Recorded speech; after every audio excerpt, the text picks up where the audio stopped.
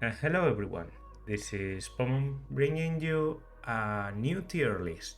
A tier list for Fire Emblem Awakening, the game that had an anniversary for 10 years this year, and released in 2013. God, I'm old. And the game that I hadn't played to its full extent. I hadn't played Lunatic until this last year. It was one of my last series. So yeah, I kind of didn't want to get into doing a tier list of Awakening until I have played Lunatic. I have played on hard mode and I think once on normal mode a lot of times. But yeah, I just wanted to get the full experience before I could, get into it with confidence, and I think I'm at that point. So Awakening might be a bit difficult to tier because of two main reasons. One of them is the very high flexibility of characters. I know this already was a problem in Silver Snow, for example. Characters can go in any direction. In Awakening, it's not that flexible and it's not that obvious, but you can reclass anyone. So technically you could make anyone into a good unit because you can just reclass them down and do a loop where they get more and more levels. But yeah, because it's a bit more strict and characters still have their starting classes and they don't get recruited all of them at the very beginning, I think at least there's more we can say about them as units. Another thing, and maybe a bit more complicated, is the existence of child units. Child units, I'm going to evaluate them, I'm going to tier them, but I warn you already that I'm probably going to. You could see this tier list as a 2-in-1 tier list because I'm going to rank every creed from S to F, and I'm going to rank every parent from S to F.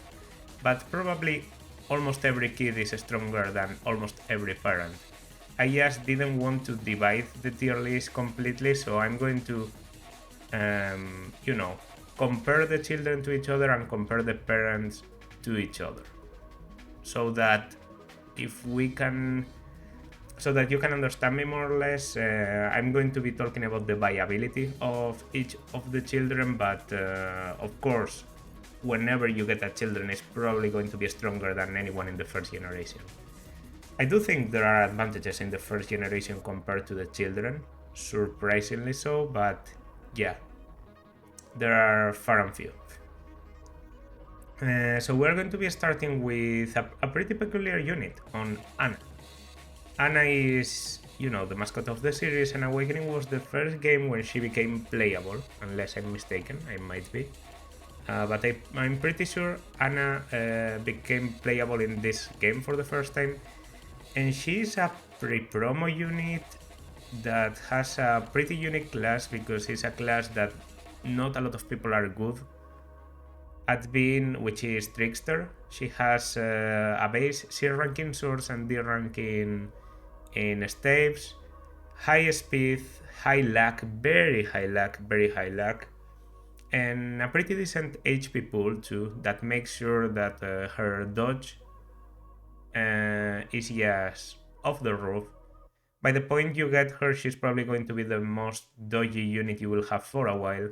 So yeah, she is good at doing that, at avoiding enemy attacks, but she kind of has to rely on dodging, or else the enemies are going to take advantage of her pretty low defense and more or less average resistance.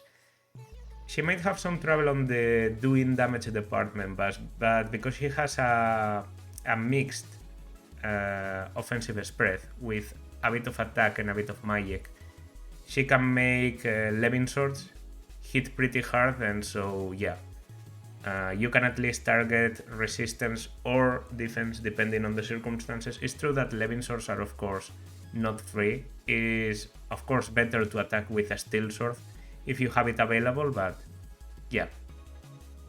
The fact remains that Anna can use Levin swords much better than, I don't know, Gaius or Lon'qu or well, someone ridiculous like Sairi if you want them to use them. So yeah, Anna is a bit of a weird unit, comes a bit late. You can get her as soon as...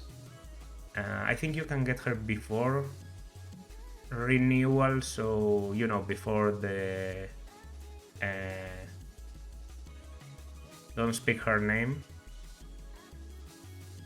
So she's kind of a filler, but pretty solid for a filler. You don't really have to train her. She kind of stays relevant. I played with her in Lunatic and she was actually very good. I don't think I'm going to put her A tier, but I think she deserves the B tier, to be honest. Staves are actually very useful, and Awakening, you can buy rescues. You can buy a lot of rescues, you can do a lot of stupid things with them. You can attack with no worries because you're going to rescue from a very big distance because the range of rescue is determined by your magic. So yeah, I think B rank because of the starting class being pretty good for her. It's not like Lucky 7 and Acrobat are going to provide a lot of things, but just the utility of opening chests, the 7 movement, later to be not impeded by any terrain, the stave utility and decent combat, I think makes her a B tier. Even in Awakening, where units are just, you know, very powerful all over. Okay, a weird unit here, Aversa. Don't be thrown back by the fact that I didn't use... Aversa on Lunatic because I just don't have access to a spot pass on the emulator. But I have used Aversa in the past and I know what to expect of her. And she's one of the spot pass characters that can be only recruited just before the last chapter. So availability is already absolutely horrible. And she has a personal skill. Not really a personal skill because they don't exist in this game, but the skill only she has in her set, which is Shadow Gift, which allows her to be able to use dark magic in classes that don't allow dark magic. So for example, she can use dark magic as a dark flyer, which is her base class. I don't think it has a lot of utility. Yeah, she can use Goethe and hit very hard, or Waste or something like that. But really the best utility for Shadow Gift is basically to pass it down to Morgan if you want to have a very late and very powerful Morgan, and have something like a Dark Knight Morgan that combines the utility of Nosferatu with the movement and high stats and defenses of Dark Knight. Aversa herself comes at a class where people want to pick Gale Force, which allows you to move again after killing, but they don't really want to stay. By the way, why are the tiers not written well? There we go. Probably I added the row in an incorrect way. So yeah, I think just because of availability, the class not being that good and her just not providing a lot of unique things, I'm not going to say F tier because she's still pretty powerful, and I've seen her stats in Lunatic. I did check how strong she was, and she comes with enough speed to hold on, you know, against most of the enemies, and I think she doesn't even get doubled by Grima in Lunatic, but still D tier at most, because she just comes very late. Speaking of coming late, Basilio is the latest unit you can get. Well, him and Flavia are the latest units you can get without use of spot pass. They are the ruling clans of the West and the East, and they come after chapter, I think it's 22. Pretty sure it's 22, might be 23. Actually, it is 23. It is 23. 23 is the one with invisible bones, right? 25 is to slay a god, 24 is awakening. Yeah, chapter 23. And he basically comes in the middle of it after you complete the small section on the upper side of the map with Robin and Chrom, where you have to kill a very, very, very weak version of Validar. And then you get him and Flavia as reinforcements. Yes, they come very late, but I have to say in Lunatic, their stats actually scale very well with the enemies, especially Flavia's. Basilio's, not so much. Not so much. He comes with, you know, useful things. No one is going to be a warrior at that point. He can rally strength. You know, he has his unique things, but overall, he's just lacking a bit of speed and a bit of even hit to be considered reliable by me. I also, you know, the fact that he comes so late, he's still a pretty trusty filler, but no higher than D tier. Still better than Aversa for all the things he can do before Aversa can even think of joining. But yeah, D tier. D tier just due to how late he comes. If he came earlier, I don't think he would be higher than a C tier anyway. So yeah, there's that. Okay. Travel starts now. The first child unit. I was trying to remember his name. Brady. Brady is Maribel's son, which means you have to marry Maribel to someone to get him. Because Maribel is not the earliest unit to get, and she's a healer at base, and you're normally not going to waste, you know, a lot of items trying to reclass her out of healer, because you actually need some healing to be happening around you. It is my experience that you get Brady very late. Not that it matters a lot, because you wouldn't be able to access him until you have beaten... I think unless you have unlocked a lot of paralogs, because that's a weird thing you can do. If you unlock a lot of paralogs, they can make bridges in between. But on a normal play, you have to reach... You have to have beaten at least the boat and have access to Balm itself. He has a pretty complicated map of recruitment, and he's just a healer on base, which is not the best class to have. So compared to all the other kids, I'd say he's actually one of the weakest. You know, difficult to get from Maribel. Maribel is normally not going to pass very interesting stuff. I have used him once, and he was Chrom's son. So of course I went for a mixed build, because Chrom doesn't pass down a lot of magic. I went for a Warmonk. He didn't exactly shine, and I think in the past I've used him as Henry's son, you know, by pairing Henry and Maribel together, and went for a fully magical build as a sage. I wasn't that impressed either. It's true that Henry has a bit of a weird stat spread on growth, but still, yeah, I would just expect more out of Brady.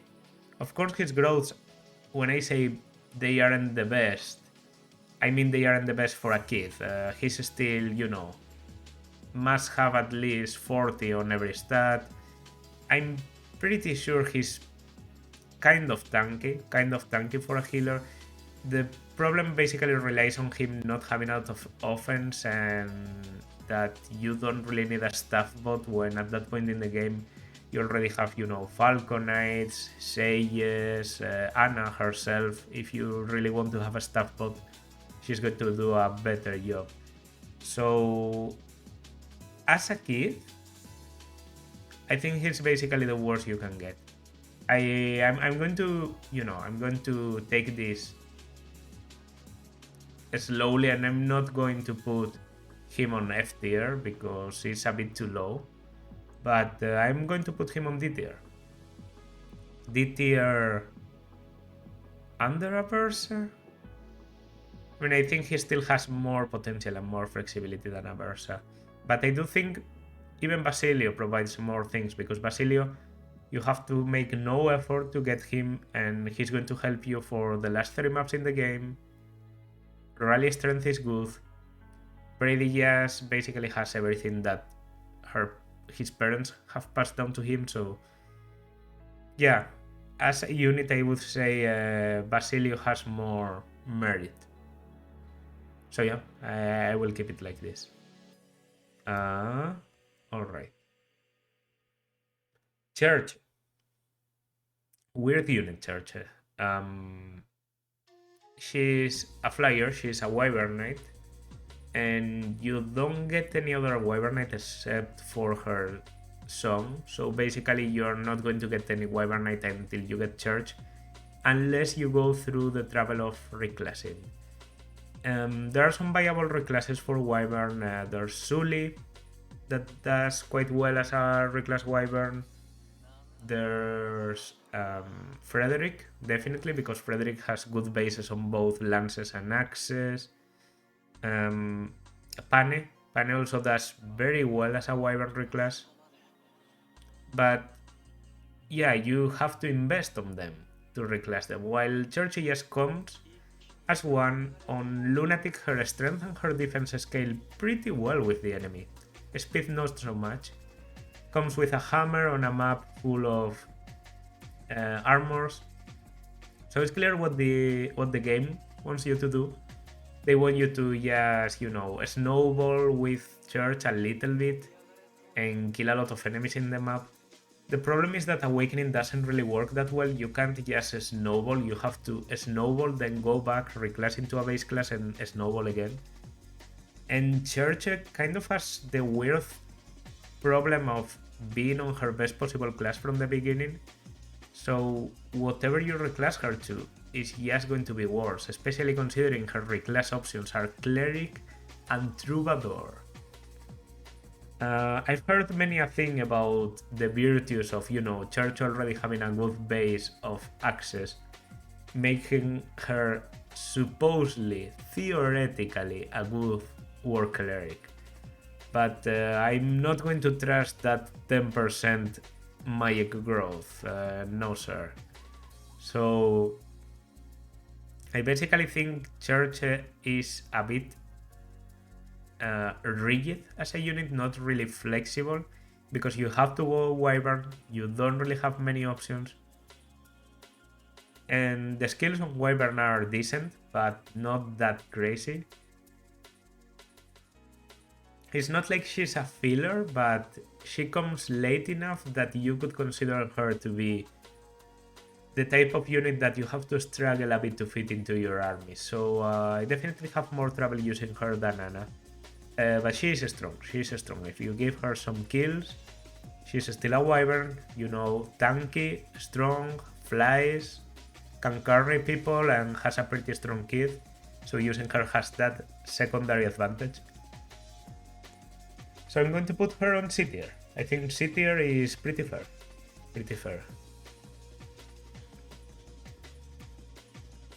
Alright. Chrom. Well, Chrom is a unit, definitely.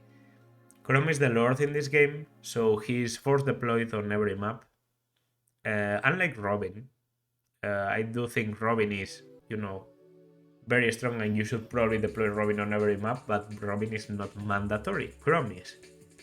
So Chrom is going to have a lot of opportunities to get levels, and every lord can say that. Like Roy, for example, could say that, but the fact is that while a lot of lords are a pain to carry on every map, Chrom is just a pleasure to throw at every enemy without fearing for his safety, because he's one of the strongest units in the game.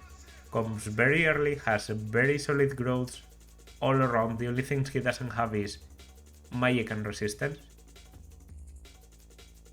Magic is not going to be a problem because he just doesn't use it. Resistance could be a problem on the long run, if you want to battle mixed groups of enemies, and in Awakening sometimes your strategy is just to throw someone in the middle of everything.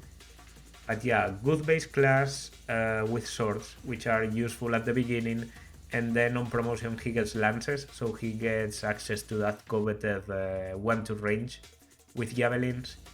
If you want to reclass, you have a very stupid option on Archer and a very powerful option on Cavalier, which allows him to go Paladin and just wreck house. He's basically like a Great Lord plus. He can also go Great Knight and get Luna to stack with Ether. Ether is just an amazing survivability thing that gets even more powerful after you get Rightful King. I think I'm getting no weird stares at me if I just put Chrom on S tier. He is absolutely incredible, he gets a lot of chances to grow strong, and by the time you get other units that might rival with him on attack power, he will just have an edge over them that I think deserves the S tier. So yeah, S tier. Chrom good. I've always considered him to be a good unit. Before Lunatic, I would have probably put him on A tier. Not going to lie, that might sound stupid, but that's just the way it is. But after Lunatic, I've gained a new appreciation for Chrom. Like, Chrom is very strong. Very strong. So yeah, S tier. Okay, Cordelia. Cordelia is a Pegasus Knight you get on the chapter on the Breakneck Pass. I don't know the number of the chapter exactly. I'm not checking these things. I think it's chapter 7. Has to be chapter 7 actually, because 8 is the Grimleal, 9 is Emmeryn. So chapter 7. She's not late. Like, chapter 7 is definitely not a late chapter. You just got people like Ricken and Maribelle that they would definitely consider early game material. I guess she's just on the border in between early game and the very start of mid game. Because Gregor I wouldn't say is absolutely early game. She comes at a higher level than Sumia, but if you have been training Sumia should be higher. Comes with C rank in lances, which allows her to use the steel lance and the javelin on base, which she comes equipped with. Has a strong attacking stats. Compared to Sumia, she's more damage dealing. She's just a solid unit all around, doesn't have any flaws. Maybe a bit lacking on magical potential, so you are better off going for a Falcon Knight endgame than a Dark Flyer endgame. I think normally what everyone does with Cordelia and what you should probably do with Cordelia is to use her as a Pegasus Knight, promote her into Dark Flyer, and after getting Gale Force, reclass her into a Falcon Knight, and then you are going to get the best of both worlds. You get a double rally of movement and speed, you get Gale Force, Lance Fair, and you can probably keep speed +2 because it's good, it's good. So yeah, Cordelia is good. It's just, she would be absolutely incredible if this was an Awakening. And in Awakening, at this point in the game, you have many very incredible units. So, playing capabilities aside, what is Cordelia able to bring into the table that, I don't know, Sumia doesn't do better? And I know you can use 2 flyers, of course, but I mean, why would you want to use Cordelia? Because she kind of comes late enough to, you know, be one of those units that you might start to think, yeah, this is a bit superfluous. You just got Panne, which is a very strong unit, Gaius, which you might want to keep for, you know, utility on opening chests. You also have Cavaliers available, Frederick for the battle power. So yeah, it might look like a bit of a stupid reason, but I think A tier is already going to be occupied by better units. So even if they aren't there already, I think Cordelia doesn't quite reach that level. She's better than Anna. in my opinion. Flyer utility just does that for you. She has some interesting reclasses. Mercenary could potentially be a good thing for her, and Dark Mage is also kind of interesting, not that much, but if you want to build up for magical potential, maybe you go for that. Yeah, B rank higher than Cordelia is okay. Maybe later in the tier list I change her into A tier if there's not enough people, but right now looking at Chrom and just the tier under Chrom, no, she's not that. She's not her. She's not her. Yeah, going to take a small break and I come back. Alright, so we just talked about Pegasus mother, and it's time to talk about Pegasus children. Actually, the only Pegasus children, unless you do reclasses, and that's Cynthia. Cynthia is Sumia's kid. She's pretty good. I've of course used her on my last series on Awakening as Chrom's child, and Chrom was pretty busted. So maybe my experience with Cynthia is not the most reliable. Maybe she was a stronger Cynthia than normal. But I think I can say with extreme confidence that Cynthia is at least between the strongest children, just due to her starting class, due to her mother. If you get her, normally her mother is going to be one of your fastest units. So yeah, she's just going to start off with a lot of speed, normally with less of a magic focus and more of a strength focus than Sumia, which is good because she's going to have better combat. Good access to Gale Force, which is always important for the kids. Normally, whatever father you assign for her is going to work because Sumia doesn't have a lot of options for fathers. Gaius goes for overkill speed. Chrom goes for just all around greatness. Frederick goes for a lot of offensive combat. And Harry basically makes her viable as a dark flyer. She's good. She's very good. Availability and all that, that's a thing. But I still find her to be at least B tier. Even A tier? Even A tier, or is that too high? If I look at other kids, she's probably between the strongest. So yeah, I'm going to put her A tier. I think the amount of damage you can achieve with Cynthia is something that Cordelia can never dream of. And caps are very high, and you can get her very, very, very, very early because she has a quite accessible paralog. So yeah, I think I'm going to put her at A tier. Might be a bit high, but it is what it is. Okay, controversial character, controversial unit here. Donnel.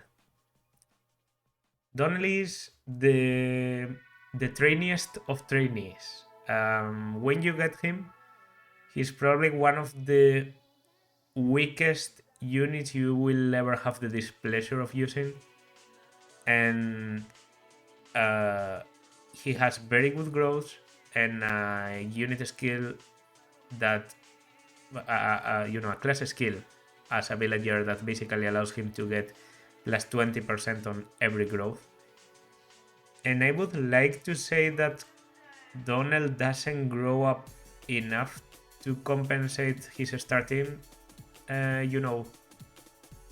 lack of strength, but the fact is that I would be lying. Unlike other trainees that have been in the recent games like Cyril or even Gian and Nana in Engage, Donnel is absolutely useless at the beginning, but you can't deny that he's going to be getting an absurd amount of stats every time you give him a kill. And there's not only that, there's the fact that if you want to use Donnel, you're always going to reclass him out of villager. So not only is he going to get a lot of good levels, he's going to get more levels than most people, because his base level is going to be very low, so he's going to be reclassed normally into a mercenary. He's going to get a better weapon type than his E-Lancers that are completely useless. He's going to train up his swords a lot. He's going to have a lot of luck, so he's not going to even waste his swords at every turn due to arms thrift. Later you can get him to hero, and with very high stats, a hero can be absolutely key in your army by usage of soul. He also gets access for 1-2 range. His potential at the end of the game is yes, absolutely ridiculous. How long does it take to get Donnel there? Well, without using, extensive grinding, which is what I'm considering for everyone in this tier. Without usage of extensive grinding, I think you can expect to reclass Donnel around chapters 13 to 14. Not because he has a lot of trouble getting to level 10. Like you can fit kills, especially on hard mode. Yes, because it's very difficult to get a second seal you can spare on him. If you're lucky enough to get it from mana, you might be able to do it earlier, but he's not going to be clearing enemies, not yet. I would expect him to start shining around the 3 or the first chapter, so chapters 16, 17. That's a bit late for a very strong unit to come, but that's still a very, very, very strong unit you're getting. And I've definitely seen people, yes, I know I myself, the first time I beat Priam's spot pass parallel, what I did was basically pair Chrom and Donnel and have them clear the entire map. Because Donnel is just too reliable with Soul. He can get to 50 something activation rate. He can get arm strip to always activate, so he never depletes his weapon. You can give him incredibly strong weapons and have him destroy everything that is in front of him. So he has the highest potential out of any unit in the army, maybe only comparable to Robin, but the poor start is still a poor start. And I am convinced that if you want to use him in Lunatic, you might not be able to reach the start of his peak potential in time to make him even usable, because getting kills in Lunatic is actually a challenge. So I'm not going to put him even in A tier, I'm sorry. I think that difficulty in feeding him kills is just too much of a problem. Still, B tier he definitely deserves, and he is more useful than Cordelia, for what it is worth. He comes early, you can give him kills, you are forced to give him a kill if you want to recruit him, and normally you are, no, not a kill, a level if you want to recruit him on his joining paralog, and you can probably give him even 2, and another one on the next chapters, and yeah, you can expect Donnel to be around level 5 by the time you finish the Emmeryn Protect mission, the Foreseer, chapter 6. The problem is after that, Donnel is not going to get a lot of opportunities to get kills. It's true that by this point he has probably unlocked the possibility of using javelins, but he just doesn't do enough damage with them to secure kills. As a villager, his growths aren't that stellar compared to other classes. He gets a lot of luck, so his hit is going to be getting better, but his damage is just not there. So if you get unlucky enough, yeah, B tier. Just B tier, because the poor start is a very poor start, and it's not even, you have to rely on growth. You have to counter those bases that are always going to be bad. So you can get absolutely unlucky and then he will be horrible. But yeah, I say he's one of the most reliable trainees. He definitely turns out incredible every time you use him. He can get 1 bath level out of every 30. and even then you would be very unlucky. So yeah. Okay, Emmeryn. Emmeryn is spot pass character. If you didn't know, Emmeryn is recruitable as an spot pass because they were too weak, and she's not actually dead. She's just amnesiac. She's a sage, but she doesn't have a lot of speed and comes with a very high staff rank, so I think she's supposed to be like a supporting sage, which you don't really want at this point, because if you have trained any mage or any sage, they can probably provide you with the staff support you need. For the time she joins, she's honestly very, very, very underwhelming as a unit. Her recruitment is also, quite difficult to do. So you normally can't afford to give her a lot of kills in her joining chapter, and then unless you do the parallels, she's basically going as she is directly into the endgame. Just due to starting stats and how little she provides in terms of a unit. Nah, I was going to say F tier, but nah, she still has to be D tier. Because F tier is for actual, useless units that get nowhere. And even if she comes very late, she just comes ready to do anything. So yeah, she might not be the best, but on hard mode she can definitely one round and kill some dudes or armors, give you the staff support you need. So yeah, okay, let's give her D tier, even though I think she's a pretty bad unit and a pretty boring unit, but she's not absolutely useless. She's like just very late and very normal. Flavia, however, I'd say is a very interesting unit. Compared to Basilio, and I already said that at the beginning, she definitely gets the best side out of being a late game recruitment. Her speed scales very well with the enemy. With a good pair up, she's going to be able to double enemies on join with absolutely no training, and she's on one of the best classes to be in if you haven't, dip your fingers into any other, which is hero, because every skill in hero is good. That's basically the reason. Arm strength is good. Patience is absolutely incredible, considering in Awakening you have so many chances to do enemy phase battle. And then Soul plus Axe Breaker just gives you the the reliability for tankiness that you need, making you almost impervious to axe attacks if you are equipping a sword, and giving you a bit of survivability with that proc skill. She's better than Basilio, and she's not as good as Cherche, but C tier is definitely deserved.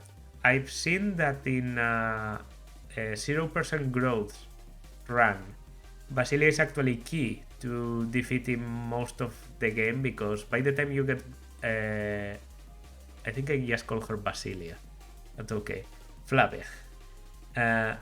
It's very important because you reclass her into a Great Knight, and as a Great Knight, due to her base speed and the amount of strength and movement she gets, she can one round almost everyone in the map. That sounds absolutely fascinating, but this is just another proof of her base stats being so good that yeah, she's basically what you would get if you train Gregor for a long time. I'd say Gregor is not going to be much better than her, except for the skills from other classes he could have. And so I think she deserves to be on the C tier, even if she joins late, because she's going to make your life that much easier. Axes and swords are also a very good combination of weapons to deal with the enemies. And yeah, I think she's even endgame material.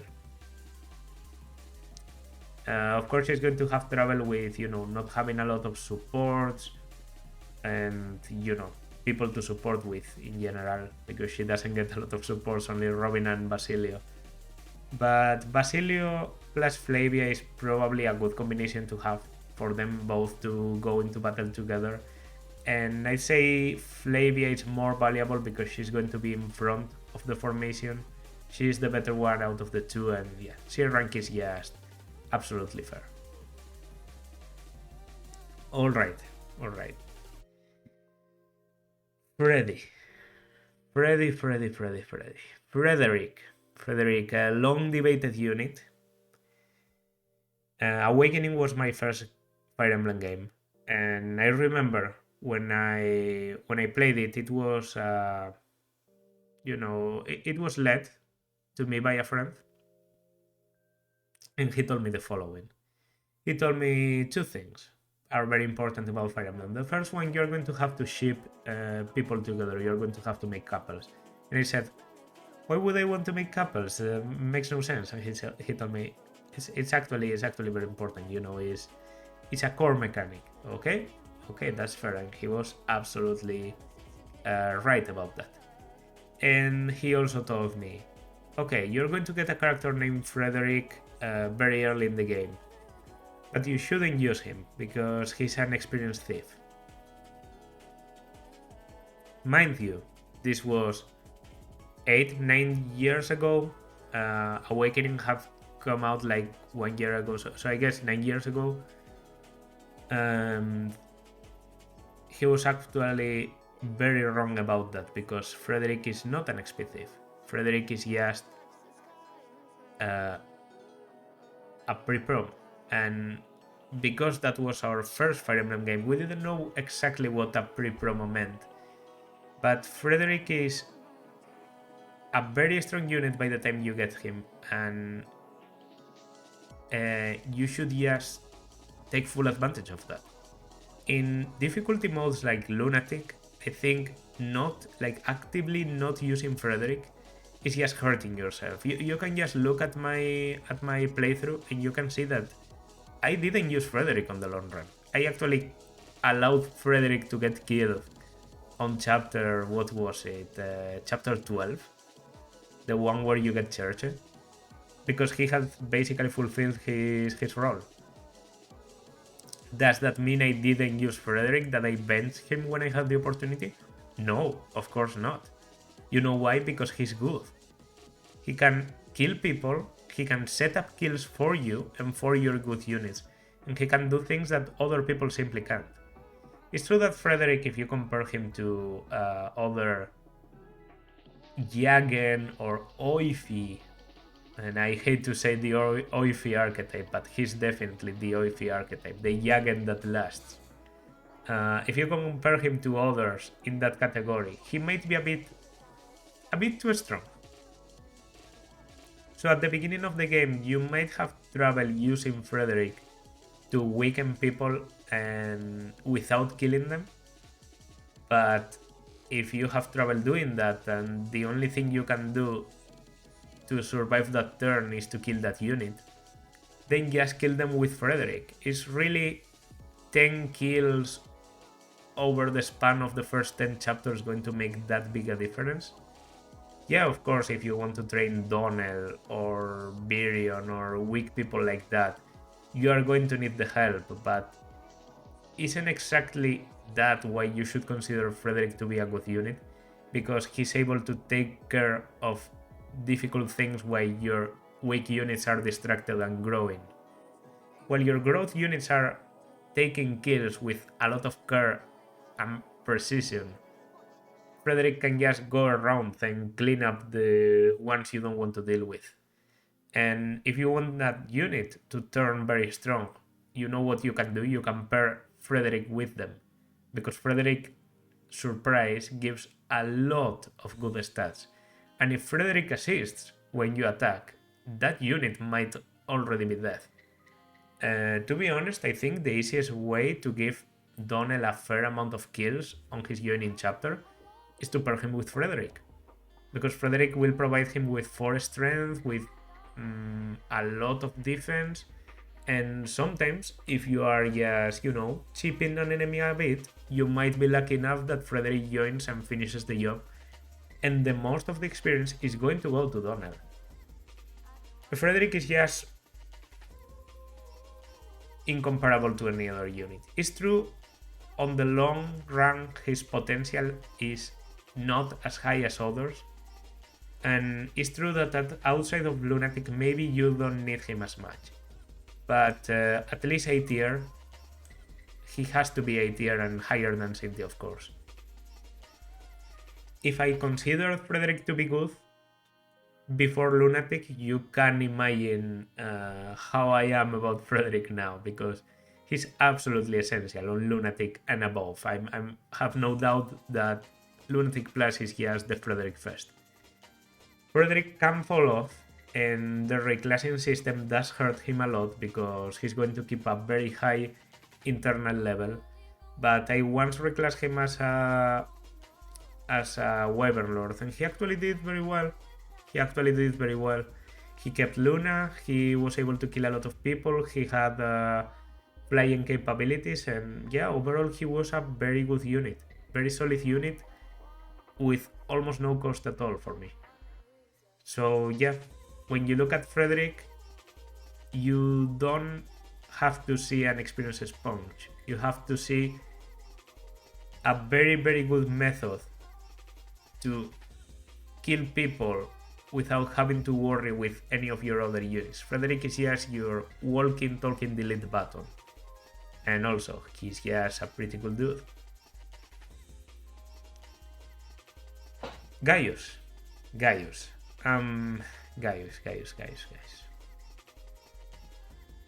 I've gone through a process of disenchantment with Gaius lately. I used to consider him to be, that guy. To me, Gaius was like, yeah, the big cheese. Definitely that guy. I used him on my first run, I turned him into an assassin, he killed absolutely everything, procs lethality all the time, is very dodgy, doesn't get hit by anyone, is still able to, move faster than most of your food units, open chests. Is he though? His bases are just not that good. He has good speed and good skill, but he has a very poor strength base, and he's just not going to get it much higher. So unless you start investing energy drops on him or something, he actually suffers a lot getting to good combat. And by the time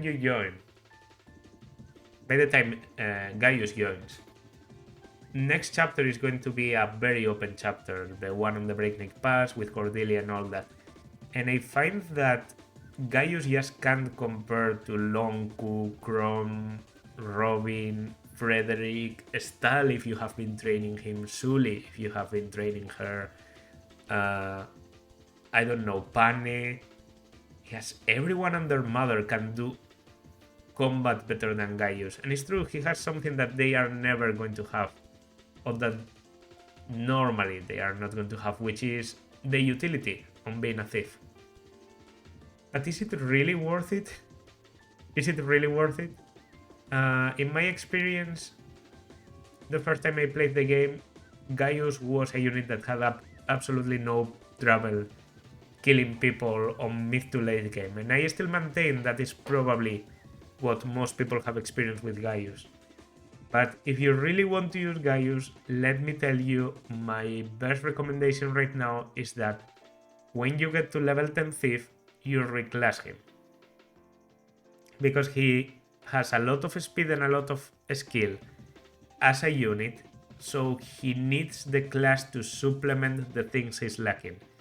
And he's lacking strength, he's lacking defense, and he's even lacking a bit of HP compared to other people in Awakening. I think he has around 70% HP. That might seem like a lot, but Frederick has like 105, so yeah. Gaius is good, don't get me wrong. He's a good combat unit. But if you had asked me some runs ago if he was better than Anna, I would have told you definitely he is. Nowadays, I don't think I can say that with a plain face, because Anna doesn't take that long to come after Gaius and she's just better on base. She has more or less the same growths, and so I have to admit that Anna is better. And Gaius to me is a solid C tier, which is nothing to be embarrassed of, but is a bit embarrassing if you consider he comes very early. Because my reason for most of the people down here is that they come late. Gaius just doesn't have that combat. So yeah, his utility gets replaced by Anna, and then he can provide nothing to the game that other people can't. If you train him, he's going to be good, of course. I'm just saying C rank is the highest I can put him. Alright. The last one of the thieves, the king of the thieves, Gangrel. Gangrel is a spot pass, and as a spot pass unit, he has not a long time to be trained. He actually has a very, very annoying recruitment condition where you have to talk to him with Chrom, I think, 3 times. He is a very annoying guy, and his class and him as a unit are just that, annoying. Dodgy, you know, maybe gets a bit of critical, enough magic to use a levin sword, enough strength to maybe use a silver sword, a bit of staff utility, annoying, support, utility, that thing. The problem is, why would you want thief utility at this point in the game? If you are getting him from the spot pass, there's no chests to be open for the rest of the game, unless you have saved every child paralog or something.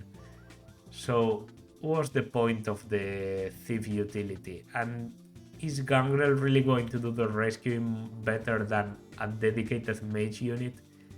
So, what the hell can Gangrel do? I think he would be a very cool unit to have if he didn't come so late and in such strange circumstances. So D tier is the highest I can put him in. I still think he brings more to the table than Emmeryn just because his combat is better. I would expect Emmeryn to survive one enemy at most. I would expect Gangrel to be able to battle like a group of 5 or 6 fighters and not break a sweat. Still, if you want to get a more unique unit, I think Aversa brings more to the table, has that uniqueness on Shadow Gift, the access to Gale Force, and so Gangrel is just, you know, oh, I have 15 units, I have to go into the last chapter, I need my 16th unit, I don't really have a sword user, guess I'll pick Gangrel, and then he does that. I don't see a reason to have 2 thieves.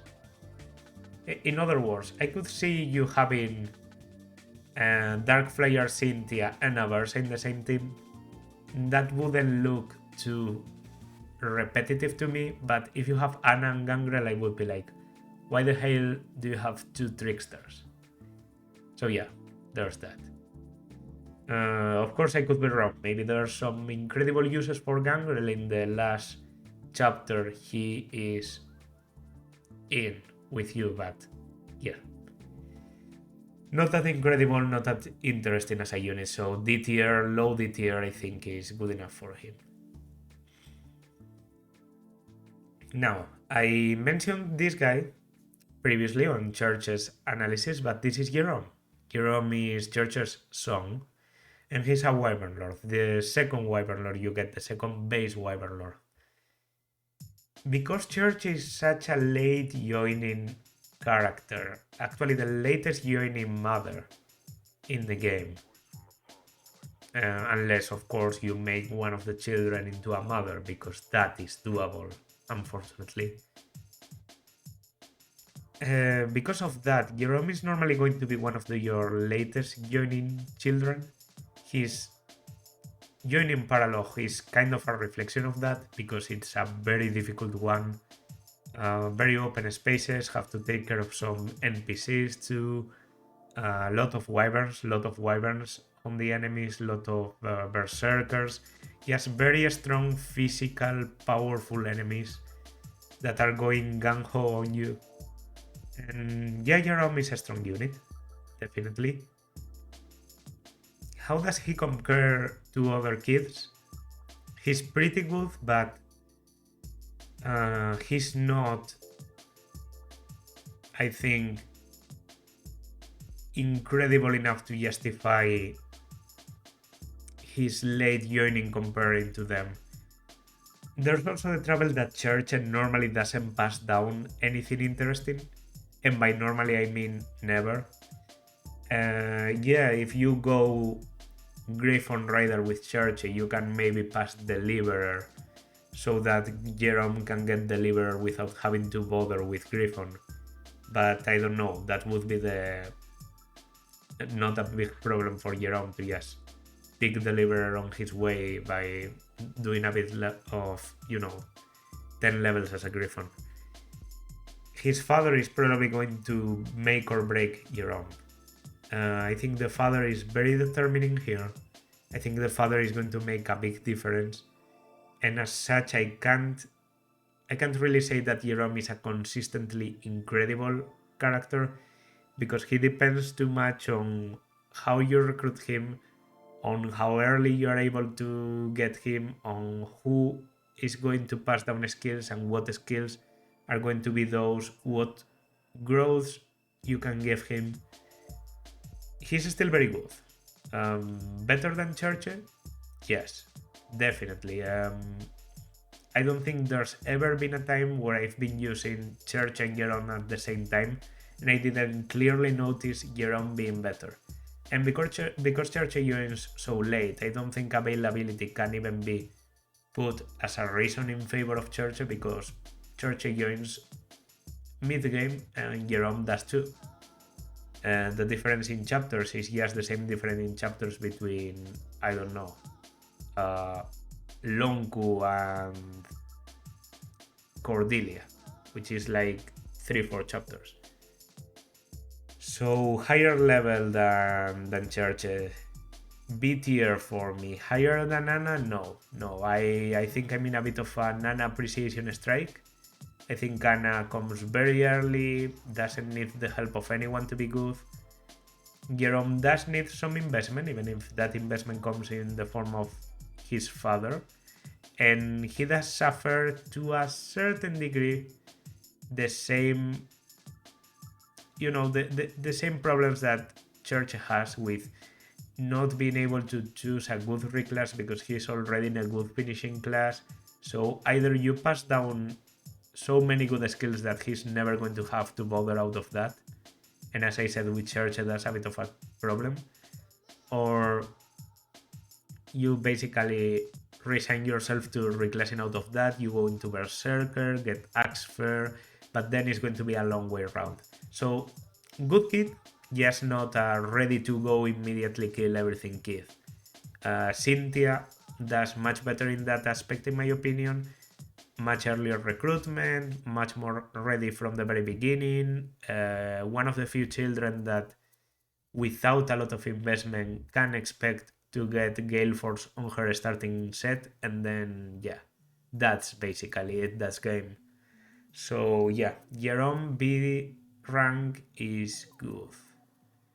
I should mention that Gerome is also a character that has absolutely no possibility of getting access to Gale Force, because Cherche can't get it, and his father, of course, can't pass it down because Gale Force is girl only. So yeah, not having Gale Force just gives Cynthia that edge that I think makes for the 1 tier difference. Going to take another break because my throat is just breaking today, and I'll continue later. Alright, that was a long break. Where was I? Oh, Gregor. Gregor. Okay, Gregor is a character I really enjoy, but as a unit, I think he's weird. So Gregor is not really a growth unit. He has some trouble in terms of growth, which in Awakening is a weird thing to see. He has good strength and good defense, I guess, especially for mercenary, which is not a really defensive class. But aside from that, he doesn't really, he can't really spare a lot of stats. I'd say his biggest problem as a unit is his speed. It's true he has another things that can go against him, but more on that later. His speed. As a mercenary, he's supposed to, take advantage of his class to become a bit of a, nimble, high dodge unit that relies on doubling, more on doing a lot of damage on a single blow. But Gregor kind of has the build to go exactly for that, for single blows with a lot of damage, because his speed is not enough to double people even on hard. And we're not even going to speak about Lunatic in here, because obviously there he doesn't even try to get enough speed to double his enemies. It's true he's in a very good starting class. As I said, Mercenary gives you Arms Thrift, Patience, and then can give you Soul Axe Breaker, because you would normally go Hero and not Bow Knight. Bow Knight is a bit weird. But the thing is, Gregor is not that well suited for, for these skills, in my opinion, especially Patience Axe Breaker, which is supposed to boost your dodge a lot, don't really combine very well with Gregor's low growths on speed and luck. He will of course still be very dodgy for his stats, but he's not well suited to take advantage of hero growths and mercenary, the mercenary specialty.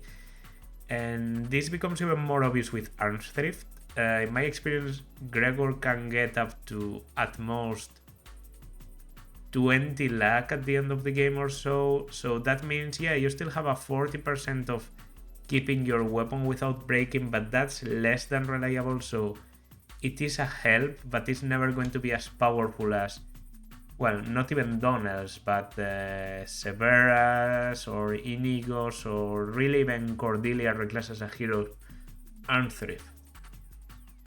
He's going to have a lot of trouble with his class. What Gregor really needs is a boost in speed, and that can be achieved in many ways. On my last run, I basically made a big mistake by pairing him with Panne, because Panne, although as a toggle provided a lot of speed, after being reclassed into the Wyvern branch, of course didn't give any speed to Gregor, and that was harsh on him, because he couldn't afford to be on the front of the formation. On Lunatic, his speed was not competitive at all.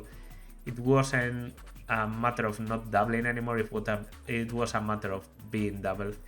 It's true that Gregor theoretically can be tanky, but his bases and his available classes being reclasses being Fighter and Myrmidon don't really give him a lot of leeway, so his tankiest branch to training is actually Mercenary. So I can never, decide what to do with Gregor. Theoretically, he has a lot of good things available. Myrmidon should compensate his speed, Mercenary is just good all around, and if you want to go for pure damage or just want to pick up Axfer for the late game, then of course going Barbarian, and it was Barbarian, not Fighter, Barbarian and then Berserker is a good option. I'd say he makes for an excellent father due to his strong growths focusing on physical stats. Gregor as a father for Gerome, for example, I think is absolutely exceptional, and he could even pass down Axfer if you train him enough, and that would be just ideal. Is he a good unit on his own? Not that incredible. I said Flavia, to me, compared a lot to Gregor. I still think they are going to get similar stats. Flavia is honestly probably going to be faster than Gregor on average, unless Gregor has been very invested into. Still, due to just tankiness and the amount of time he spends into your army, he should be over Flavia, but not over Cherche. Not over Cherche. Not even with the advantage of getting 4 chapters over her and all the parallels that come in between. I don't think Gregor is that good a unit in terms of fighting. As I said, great support, great pair up. To be honest, if you reclass him into a Berserker, I saw what that can do. An S-support Berserker pair up can make or break their partner. And Panne was definitely light years above her normal version whenever she was paired with Gregor. So yeah, Gregor has his uses, he's just not over this. So yeah, C rank is just, to me C rank is average, more or less. B rank is above average. Yeah, C rank is... Gregor has to be C rank. He's, to me, the definition of C rank. He's just middle C rank. Henry. Okay, I'm going to be very critical here. I think Henry is a horrible unit. I think Henry has been overappreciated for years and years and years because of him being a dark mage. But Henry has a very, very, very, very, very big problem, and that's his speed. It's not even that he's not able to double, it's that on his joining chapter on Lunatic he gets destroyed by everything, and on Hearth he kind of also does. Yeah, he has Nosferatu, and he has better defenses than most mages, so technically he should be good for tanking, right? But him getting doubled and the fact that his magic is actually not that high actually makes it so that his survivability is a bit worse, because he doesn't recover as much with Nosferatu. He focuses on weird stats like getting quite a lot of strength, getting skill. I honestly think Henry is probably more suited to become a Dark Knight than he is to become a sorcerer, because Dark Knight would actually give him better speed, make use of his strength, and just overall dump the idea of using Nosferatus because he's just not suited to do it. And once you take the Nosferatus out of the equation, maybe I'm taking them out a bit too early because they are a key element in when tearing units in Awakening. But if you really don't take the Nosferatus into account, what does Henry have? He's a mage, the latest mage you are going to get, unless you count people like Emmeryn that are absolutely, exceptional circumstances. Comes the same chapter you get the children. Like, if you reclass Brady into a mage, I would expect him to actually do better than Henry in terms of magical damage. I seem to remember he had like 12 speed and 15 skill. Yeah, his skill is very high. He's supposedly able to go for criticals, and I think that's his gimmick, that he's supposed to go with a Ruin build with the C rank Dark Magic Tome in that he comes equipped with. Even he's supposed to be accurate because of magic being so accurate, but why would you want an accurate slow mage with strength? As I said, that could fit a Dark Knight, but he's just not that good.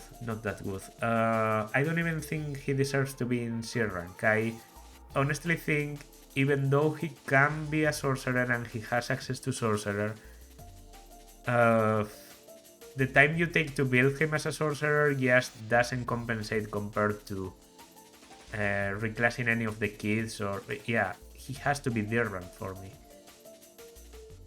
Not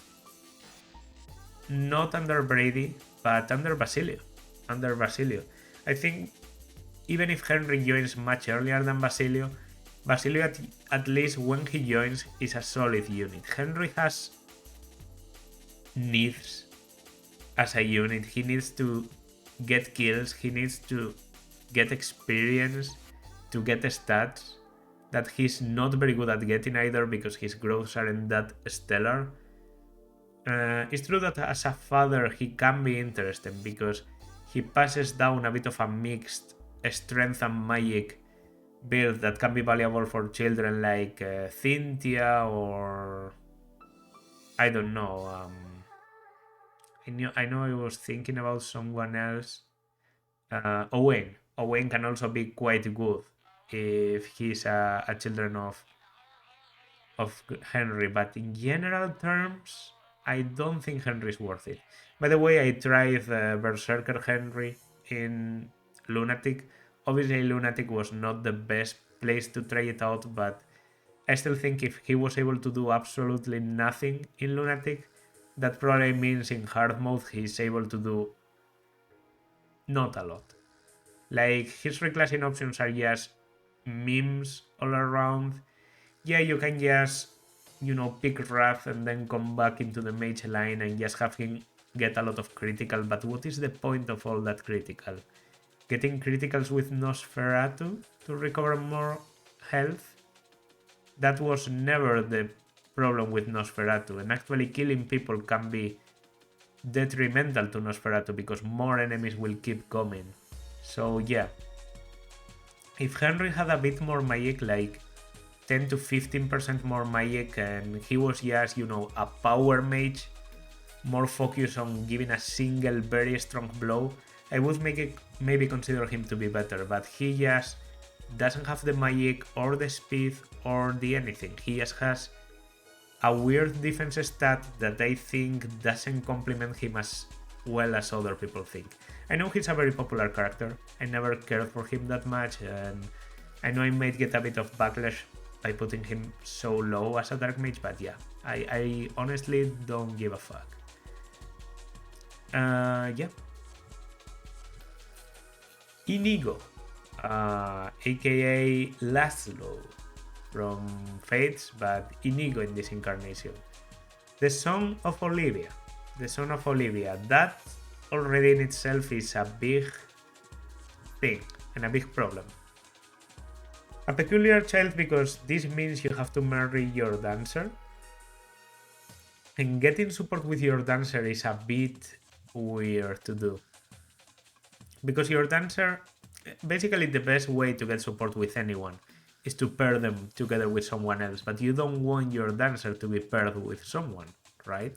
After all, your dancer has to be alone, dancing for people and giving them other turns. You can, of course, obsessively give your dances to a single target, but even so, you're going to get the experience as the experience, the bond, the support at a very slow rate, and I don't think it's going to be very early. By the time you get Inigo, especially considering Olivia joins quite late at chapter 11. There's of course a very clear exception in Inigo's performance and getting Inigo early, which would mean marrying Olivia to Chrom. If you marry Olivia to Chrom, you get an immediate marriage, skipping C, B, and A support. You skip directly into S, and you can get Inigo as soon as after chapter 13. Even then, I wouldn't think you are able to, because Inigo has a very difficult parlog, probably the most difficult in terms of raw stats of the enemies, and just very open, lots of flyers with very high speed requirements. I think you have a lot of trouble recruiting Inigo early. Does that mean that I think Inigo is not worth it? No. I think Inigo is definitely worth it. As a children, he gets his own set of growths that more or less you have to make an average between his growths, his mother's, and his father's. And his growths together with his mother's give him a lot of speed, very good strength, good skill, the type of things you want to see in a mercenary while not really sacrificing his bulk. His bulk still remains decent, so with the appropriate fodder he can become quite a beast. Mercenary is just a good class to be in, and if you are pretty crazy, you have to consider that Olivia is able to go for Gale Force and pass it down to him. So he has all the things to become a great unit. It's just he's going to take some more dedication than other kids. He's not as ready to go as Cynthia, Severa, or even, I don't know, I would say even Na is more ready to go than him. I think he's comparable to Gerome in a lot of aspects. The potential for Inigo is a bit higher as a unit, so I would put Inigo over Gerome. But it's true that his access is a bit more, difficult. Like getting Inigo is definitely harder than getting Gerome. I'm putting him higher because I still consider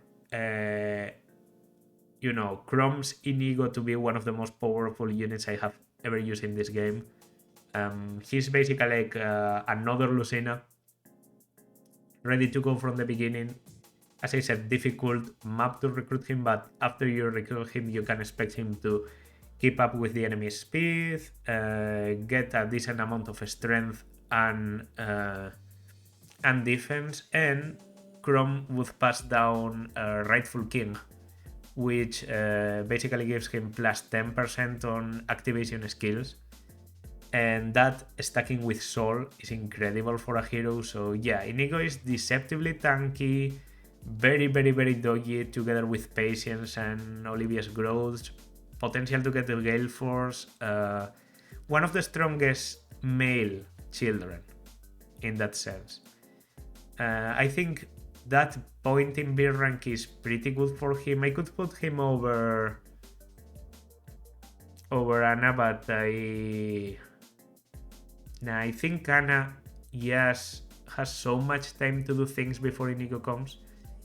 Normally you're going to recruit Inigo after chapters 17, 18, just before the last two chapters of Balm.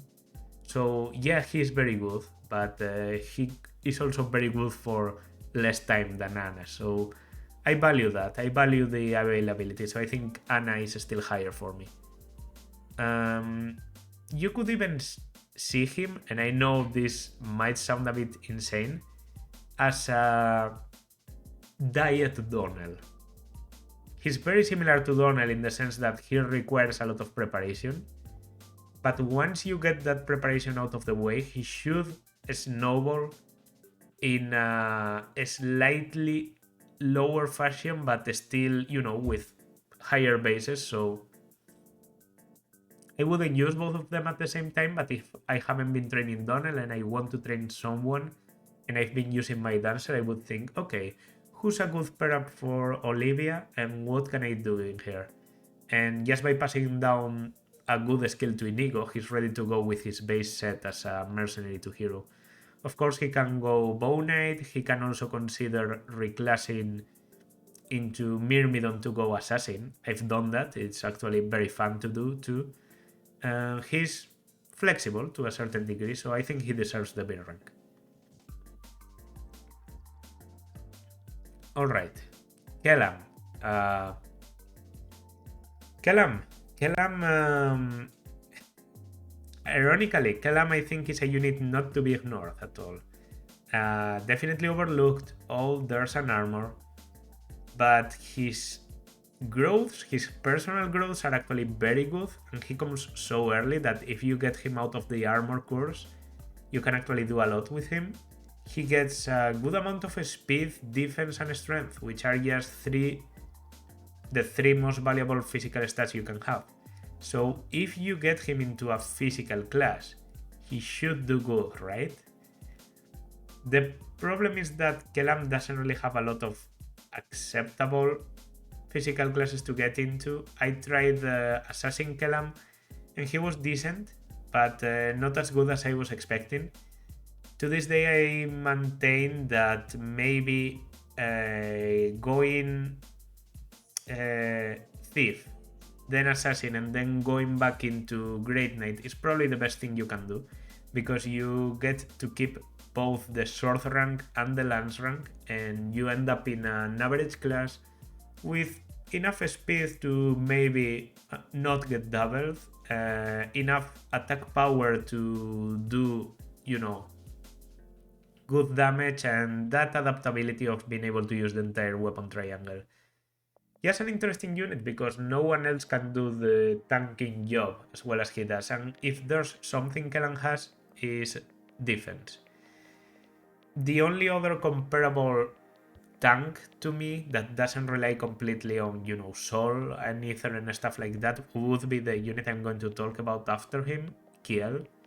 But the circumstances are very different. Kellam comes very, very, very, very, very early. Very early. It's actually chapter 3, right? The Longford is chapter 3. So think about that. He comes the same chapter as Sumia. And Sumia's availability is normally like the biggest argument you make in favor of her. Now, being an armor at the very beginning is still a problem, but he can tank things to a certain degree even in Lunatic. He can just choke point a little bit, he makes for a good prep bot, and it's good that he does because you're normally going to be carrying him along the way. Which, obviously as a prep bot he gives a lot of defense, so good for survivability. If he had a support with Chrom, I think he would be incredibly good, because he would give that support to Chrom, make it grow, Chrom would become more tanky in the process. Comes at a decently high level by the time you get him. I think he's better than Cherche, and I'm debating if I consider him to be better than Gaius. I don't think he's B tier, he doesn't deserve that. Is Gaius or Kellam better? I think Kellam is better, to be honest. Not going to lie to myself. I think they are similar, but Kellam is there for a longer time. And once you reclass Kellam into a thief, he honestly has the upper edge on Gaius, even Gaius reclass, which would be more or less the same amount of levels on both of them. Because if there's something true about Kellam, is that he's never going to have trouble with any of his stats. He could have speed travel as a general, but that's because you have chosen to give him that class. Whatever class you go into, he's going to more or less specialize into it because he has good enough stats to go that way. So yeah, I think Kellam at the highest point in Seer rank is actually fair. He's definitely, better than these guys in the Seer rank, and not as good as Gerome, so I think this is good. Another example of tanking would be Kjelle, and Kjelle, I've always valued Kjelle a lot as a unit. I think he's grossly underrated, and my biggest point in favor of Kjelle is that she should be the first kid you get in the game, because her paralog is the easiest out of all the kid paralogs. Maybe Morgan's, but Morgan is just in another category. So yeah, Kjelle is just very good at tanking. She is the daughter of Sully, who's a unit you can train from the very, very, very beginning of the game, from chapter 1. So basically has the next best thing in availability after, Chrom, Robin, Frederick, and Lissa, which is absurd amounts of availability. Not the same class as her mother, so Sully can pass down interesting things like Defender, Aegis, even Luna could also be interesting. And if she goes for the purely general, tankiness side, she can become very tanky because the kids have very good stats. And if she goes for Great Knight, which I've done also many a time, she can be fast enough to not get doubled and even to double some slow enemies like, I don't know, things that you don't really consider slow but are, like sorcerers, warriors, stuff like that. She needs a good pair up to work. And she needs a good carrying unit to work if she is a general, of course. But she has more potential than Kellam to become like your big ball of steel that retains every enemy. I don't think she's better than Inigo, but I do think she's better than Gerome. One of the reasons being she has the possibility of being Chrom's daughter, and as always that makes you very strong because that gives you access to ether. Gerome could never get access to ether, which is invaluable for a tanking unit. Yeah, overall I think she's very interesting.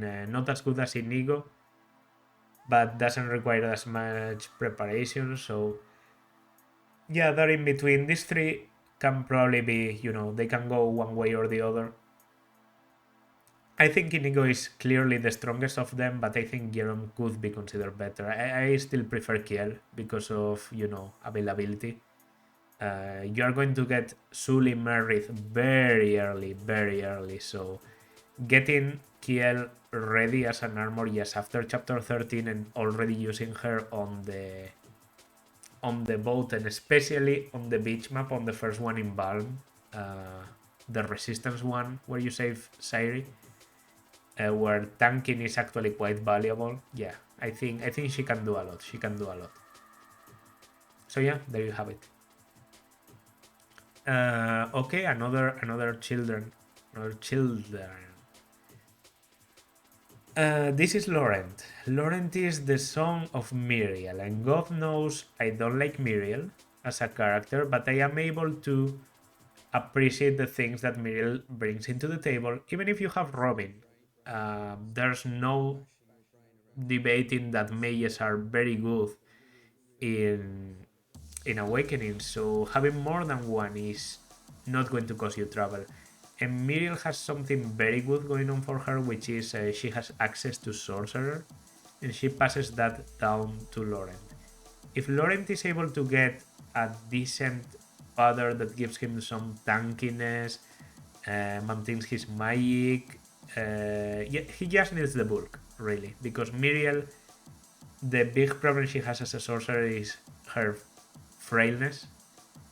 Laurent just needs to get a bit more tankiness.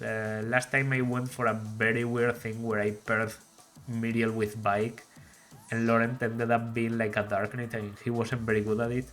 I think Laurent should stay the purely magical route, and then he's going to do decently good. He doesn't have the potential to be like a clear everything sorcerer, in my opinion. His recruiting paralog is a bit weird. Still easy enough for you to get him early, like maybe as early as, third kid after Kjelle and Morgan.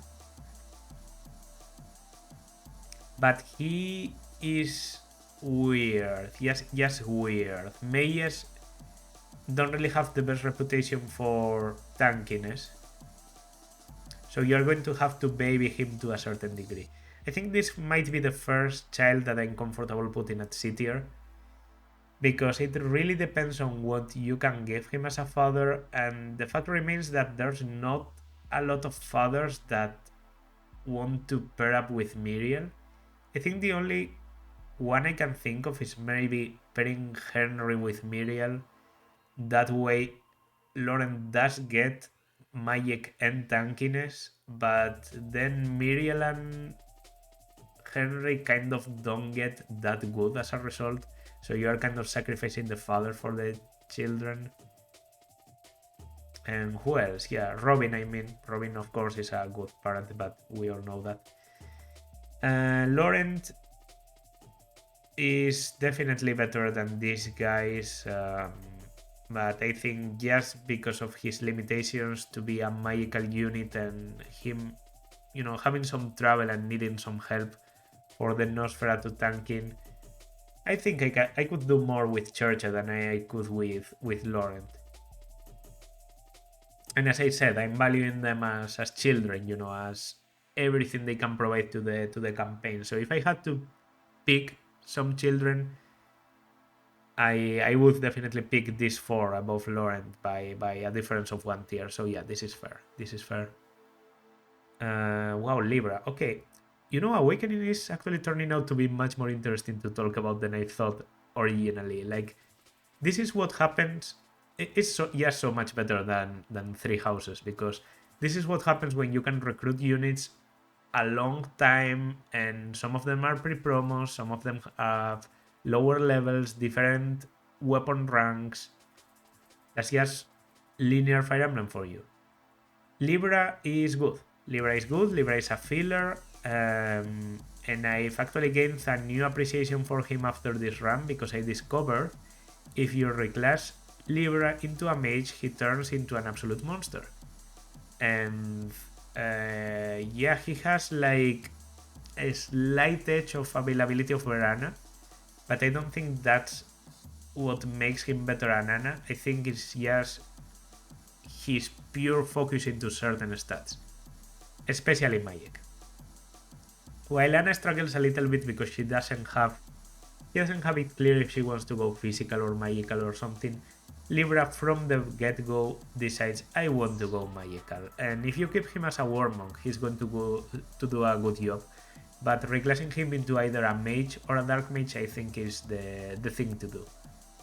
I can see Sorcerer Libra being probably one of the best reclasses for a sorcerer in this game. Like, if you reclass Libra into a dark mage from the very first moment you get him, I can guarantee you that he's going to snowball ridiculously, especially if you provide him a little bit of speed at the beginning. Just for that, I think he deserves to go into high B tier for me. Over Donnel or under Donnel? Over Donnel. Over Donnel, because Donnel can snowball too, but requires a bit more training, and Libra just comes ready to go. And the great thing about Libra compared to Donnel is that, okay, Donnel you have to reclass, then he becomes a mercenary, you train him, he wrecks house. Libra you have to reclass, becomes a dark mage, wrecks house. But what happens if you don't reclass Libra? Then you have a decent combat unit that is also a good staff user, because comes with C rank in staves from the very beginning. How is that bad? And if you want to go Sage, you can keep the magical potential while gaining back the staff use on promotion. So Libra is just more flexible. He can be used as a good unit on his base class. His reclassing options are good. And yeah, it's true that he has maybe the least amount of promotion options out of everyone in the game, because his 3 branches intertwine in between each other, so he can only become a sage, a war monk, a dark knight, and a sorcerer. But I mean, if those are good classes and all classes that suit him very well, why wouldn't you? So yeah, I think high B rank for Libra. High B rank for Libra. Once again, one of these things that I wouldn't have done some time ago, but if you've never played with Libra, or if you've never used him a lot because you look at Libra, you see his bases, you see his growths, and you might think, yeah, this guy's not going to grow up fast enough to be a good addition to my army. But you have to think that bases don't only provide power, they provide the ability to get more kills and more levels and more stats. Having bases also makes it easier for you to feed someone kills.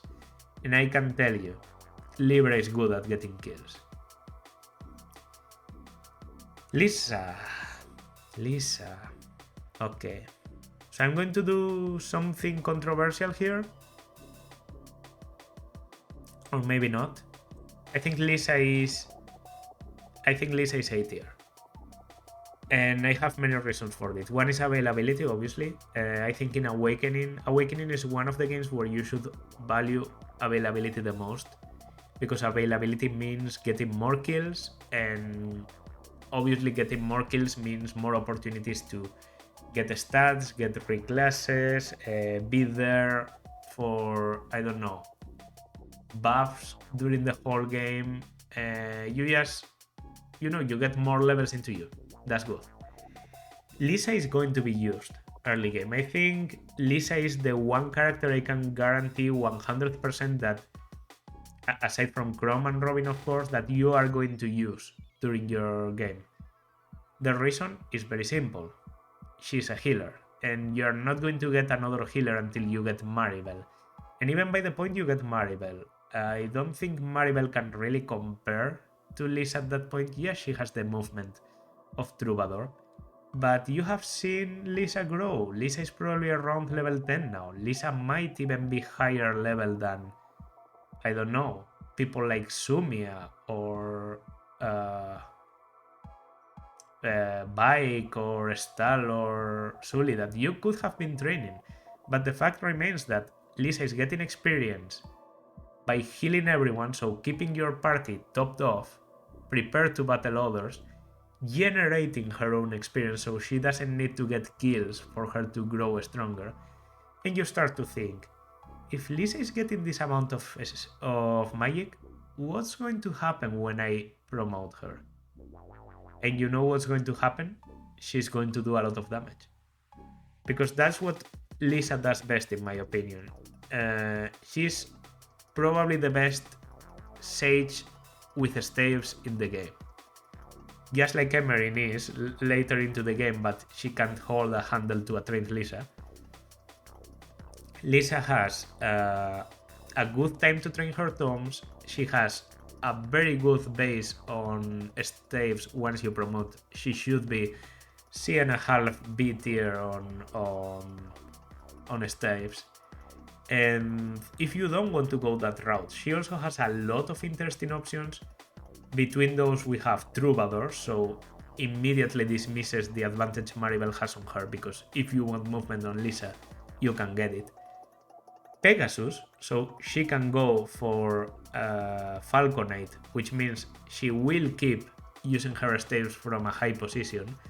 She can also go Dark Flyer, and then you get Gale Force, so you can go back to Sage and have a Sage with Gale Force that has already been training her tomes as a Dark Flyer. A great thing about Lissa also is her rally capability. I think almost every, if not every class she can promote to has a rally. I think every class. Because she has rally speed, magic, resistance, movement and luck available. So yeah, all of the classes she can go to have rallies. I normally like to go for at least 2 rallies on Lissa. I think Sage is her best endgame class. But I think an argument can be made out of, going Sage and then going Dark Flyer, and maybe being a Dark Flyer with Tomfer, Double Rally, Gale Force, and who knows? Miracle, I guess? She's just very good, and you can do a lot of shit with her because she comes early, and so she has the potential to grow more than almost any other unit in the game. So A rank, not as invaluable as Frederick, more valued by people than Frederick, but yeah, A rank. For sure. Lon'qu is good. Lon'qu is very good. Lon'qu is very good. By the time Lon'qu joins, even on Lunatic, he's able to do an amount of damage and give a good boost to a speed that a lot of people just struggle with. Comes with a killing edge. You shouldn't consider the killing edge to be, part of Lon'qu's arm. It's going to break at some point, so you should give him another sword. But yeah, he's one of the best users of a killing edge. And if you promote him into an assassin or a Swordmaster, he's just going to get better. On Lunatic, I maybe sacked Lon'qu's potential a little bit by early promoting him into a Swordmaster to make things easier for me on early game. But man, was he good, and that was Lunatic. If you start stacking, his luck and speed and a bit of defense and HP, you put him in a forest, he's going to dodge absolutely everything. I don't think there's quite another sword fighter in the game aside from, Chrom that can compare to Lon'qu. It's true he will never have access to survivability options like Soul or to Gale Force, for example. He's just a very powerful sword user, and you should consider him as such. He can reclass into Wyvern, by the way. He's pretty decent as a Wyvern. I just don't like to do it because you have to train all your weapons from E rank, and that's a bit painful. I think he's best used as just a pure sword user. How good do I consider his sword usage to be? I think he's so solid from the very beginning that I would put him A rank. Maybe A rank sounds a bit too high, but you have to consider everyone in here needs some sort of investment or just don't get as powerful as him. These guys need investment. Anna and Cordelia just don't get as powerful, and these guys definitely need some investment to be good. Lon'qu, honestly, if with Lon'qu what you do is give him kills, promote him into a Swordmaster, give him more kills, and reclass him back into base Swordmaster, he's going to be a valuable unit that kills a lot of people, that doubles people even in Lunatic, and that's about it. So why wouldn't you want a fast, powerful, dodgy unit in your army? He's just good. He's just good. So yeah, Lon'qu A rank, Lon'qu A rank. I'm a bit scared of maybe overvaluing his capabilities, but I think he deserves to be there, and his reclassing options suit him well. If you want to go assassin, he does very well as an assassin. I did something very stupid with Lon'qu and Lunatic, but I have no doubt that he probably has the best potential out of most of the people in the early game for Lunatic, so yeah. He's purely about combat. He has no utility to himself. But that's good. That's good, because combat is good. And even if I say he has no utility as a pair-up, he gives so much speed that he might be turning around some requirements for people. Lucina, aka Lucina is a peculiar kid. You always get Lucina at the end of chapter 13. She's going to be the daughter of Chrom with whomever he chose to marry. And sometimes that's good, sometimes that's bad. There are mothers that turn Lucina into an absolute monster. And I think I can say with certainty that there are two mothers that turn Lucina into a pretty useless unit. One is Maribelle, and the other is the random villager that marries Chrom if there's no other option. With random villager, of course, you get low stats and low growths and low everything, so Lucina will just be a pretty average unit. With Maribelle, what you get is a bit of a magical spread that is never going to be great. But any other of the mothers just makes Lucina very strong, and those are normally the ones you should be going for, because Chrom Villager and Chrom Maribelle are a bit too mimi for my taste. Sumia might be the most popular one. Can pass down Gale Force. If she doesn't pass it down, Lucina can go for it herself, reclass it into a Pegasus immediately. Can also pass down Luna, can pass down Lancefer for, shenanigans.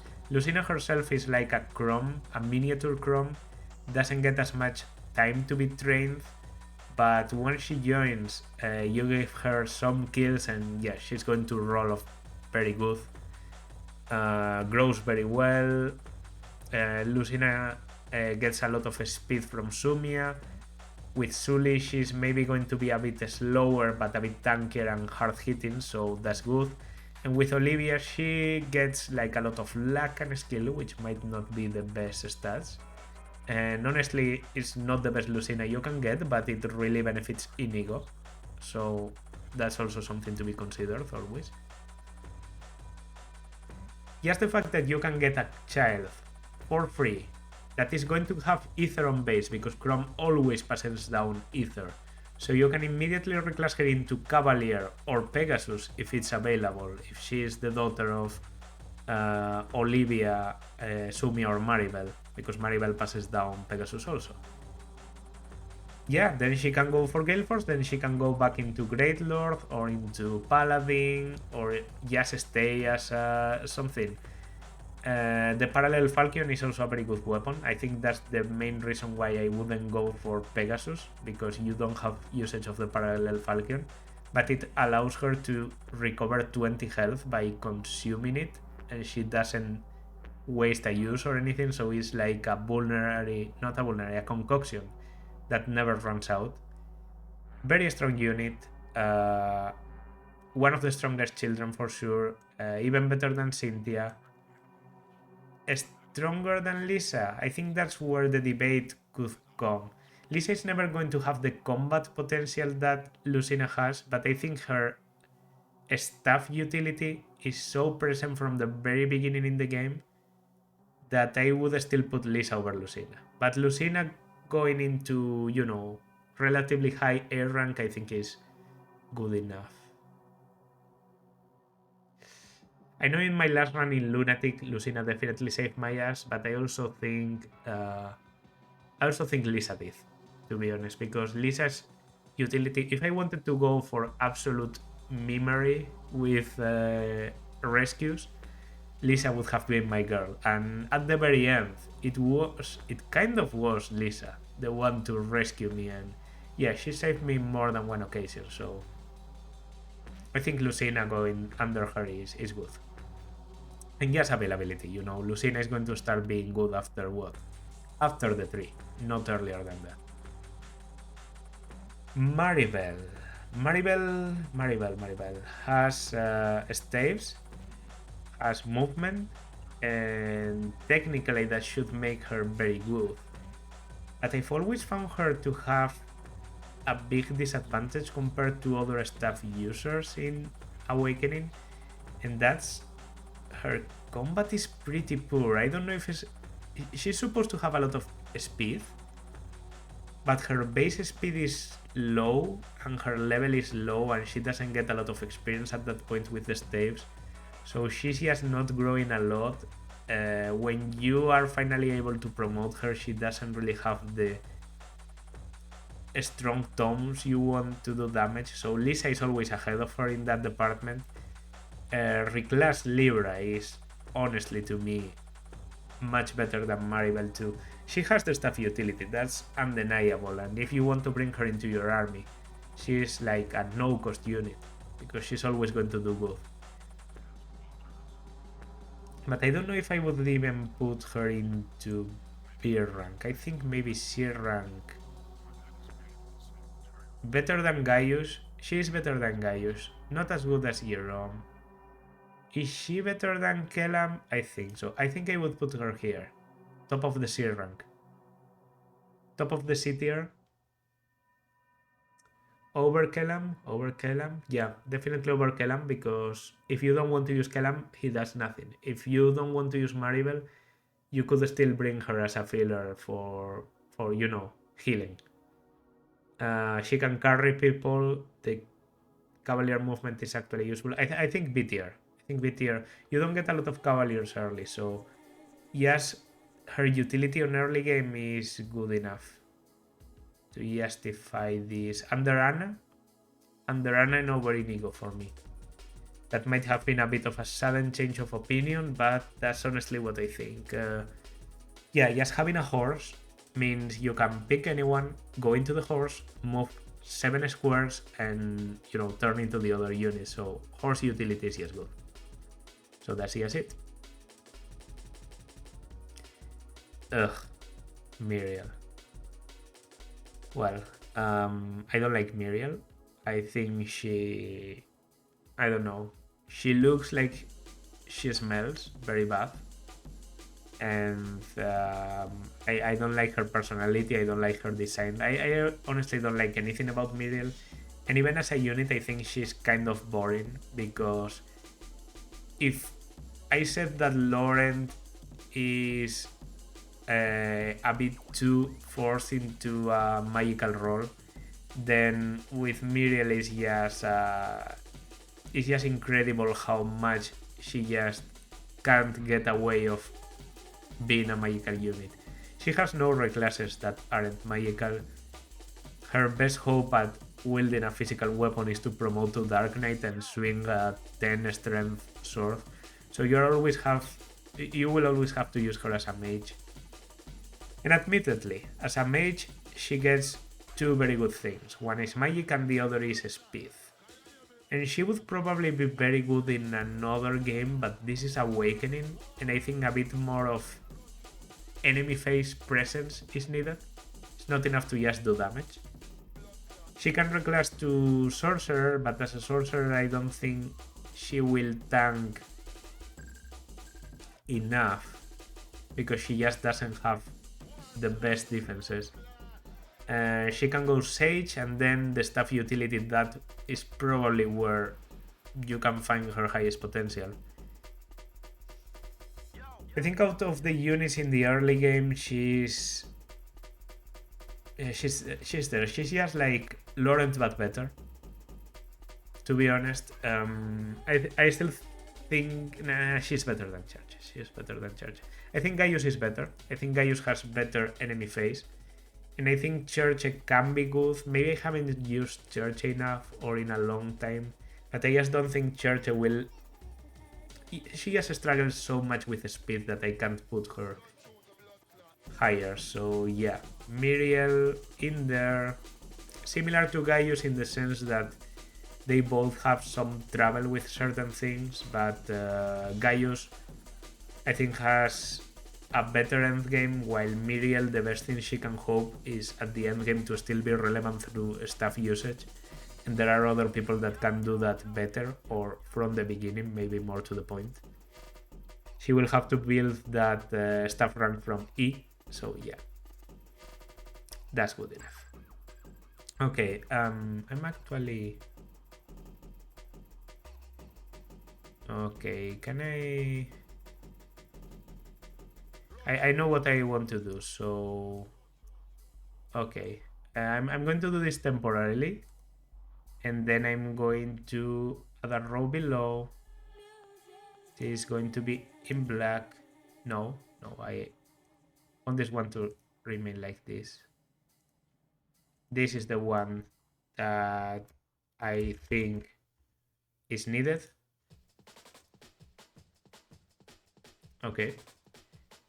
Do not apply row that I'm just going to put male Morgan and male Robin in here, because they are the same unit. Morgan and female and male Morgan, they are the same unit, so I'm not going to consider them differently.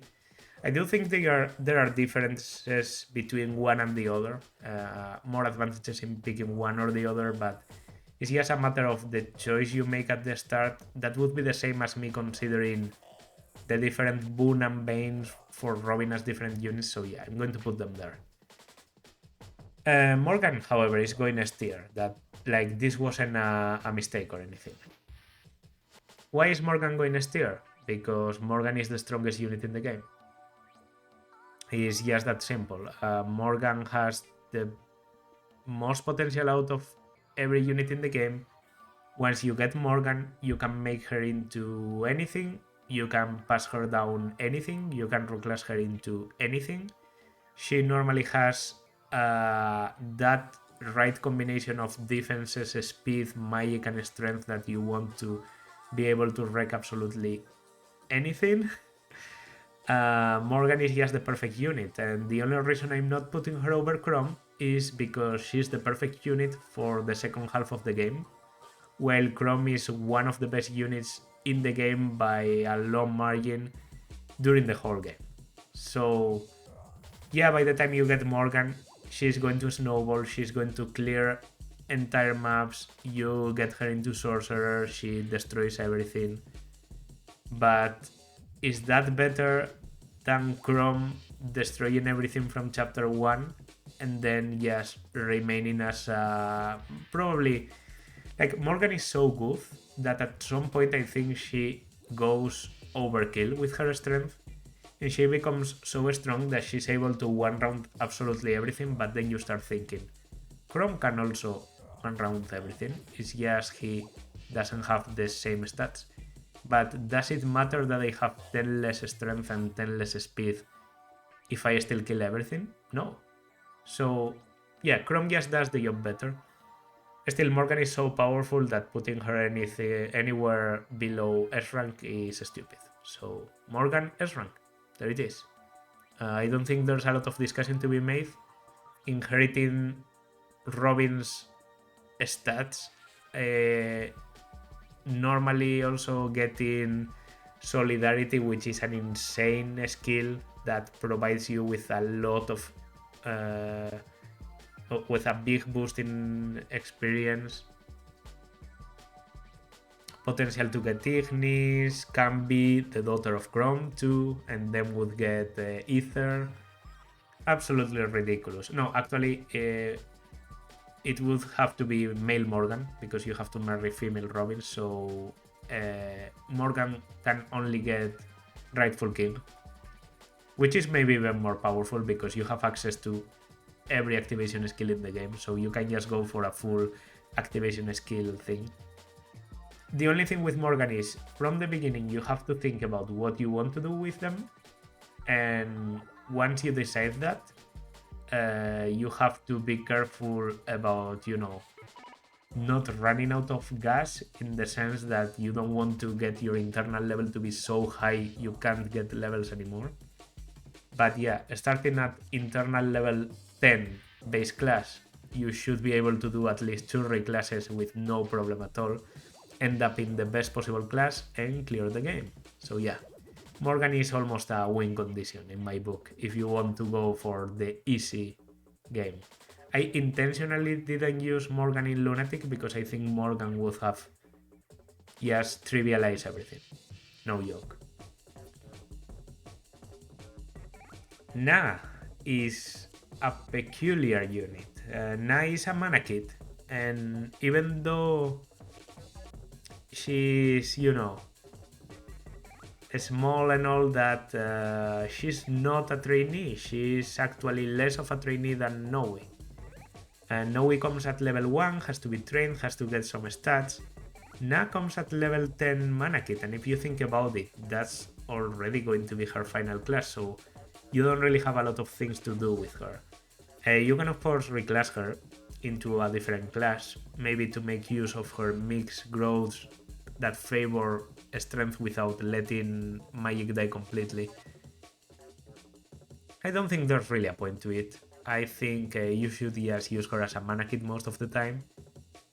If for any reason Nowi hasn't turned out very good, and you decide you want to switch into Na for your mana kit needs, and Tiki also can't do it, she's your third option. Normally that makes her not as desirable to me as a mana kit, but hey, she's still good, and you can of course always use the 3 mana kits and just rumble everything. She's good, but she has a difficult paralogue, and you have to marry Nowi, which, moral issues aside, is not that easy, because Nowi, in my experience, is such a front row unit that you have to sacrifice the father a lot to put him in the back. Now also as a mana kit, maybe doesn't have the best, you know, combinations of builds, of things. Nowi isn't going to pass down Gale Force, so there are certain candidates for Na, for fathers of Na, I should say, that are better than others. Robin, Donnel, and Gaius, those three, if they marry someone who doesn't have Gale Force in their set but is a woman, they can pass down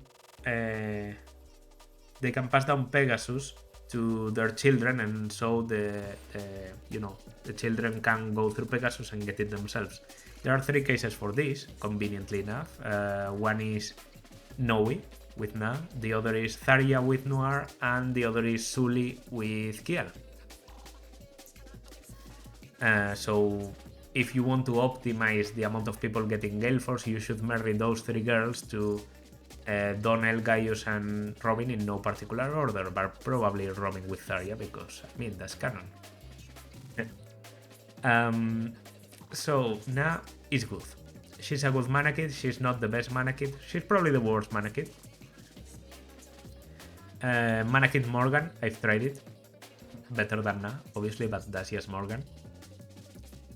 She's a good unit. She's a good unit, a good kid, and easy to get. Better than Gerome at least. Better than Kjelle, I think. Better than Inigo. Yes, to be honest, yes. Mana kids are just very broken. And better than Maribelle, that's where I draw the line. She comes a bit too late to be considered better than Maribelle to me.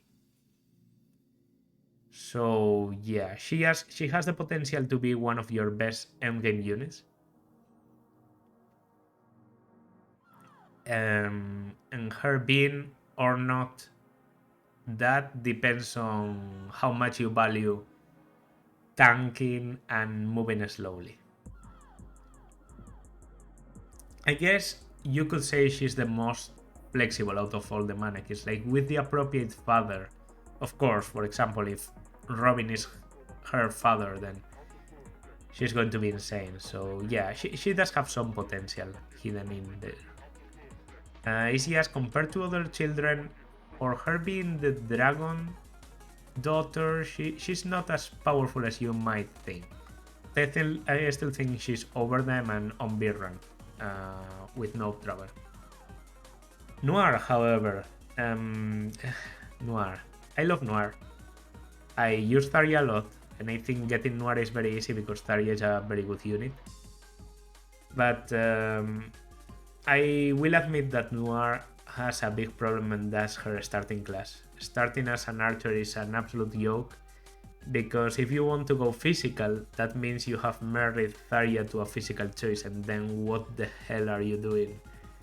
And if you want to go magical, then you need to reclass, and you are going into sorcerer, and you are basically getting a unit that might even be stronger than Tharia in terms of, pure Nosferatu tankiness, but it still requires investment. She has a bit of trouble getting Gale Force. You need to give her Gaius, Donnel, or Robin as a father. And that's where I say I normally do Robin Tharia, because I think the other two children that need Gale Force, Kjelle and Na, are much more comfortable with physical fathers, while Noire prefers a magical father to reclass quickly into Dark Flyer, get the high weapon rank for tomes, and then reclass back into sorcerer at the end of the game. That's just a personal preference, though. I will admit I have Noire in higher regard because I never use her as a bad unit. I've never given Tharia a mediocre husband and basically sacked Noire. To be honest, I might have even never used Noire as an archer altogether, and being an archer is bad. But the access to sorcerer, Tharia being her mother, and the good stats she gets, and honestly her availability not being that bad, because Tharia is to me just the last woman, like the last mother that gets married fast enough for it to not be a problem to get their kid. She's just on the limit. Anyone after her, I think, is in a bit of trouble, like Olivia. Yeah, I think I would put Noire quite high, at least B tier. She has some things over Laurent. Those things mainly being her having a higher speed, a higher skill, a very interesting combination on being a mage with prescience can go well. If you want to go archer, technically she can do both because Zarya doesn't have that bad of an strength growth. So with a physical father, you simply go purely physical, and it should be good enough. Maybe going here is a bit too high. Maybe she should... No, but she's better than Kellam. Is yes better than Gerome? Not better than Gerome without investment. So this is the place I should put her. I'm used to put a lot of investment into her, so it's a bit difficult for me to rank her. But I definitely think she has a lot more use as a mage than Laurent. And yeah, if you go bow knight, she could also be interesting. Like, it's not like being an archer forces you to go a sniper. Bow knight is a perfectly valid option, and she probably does very well. So yeah,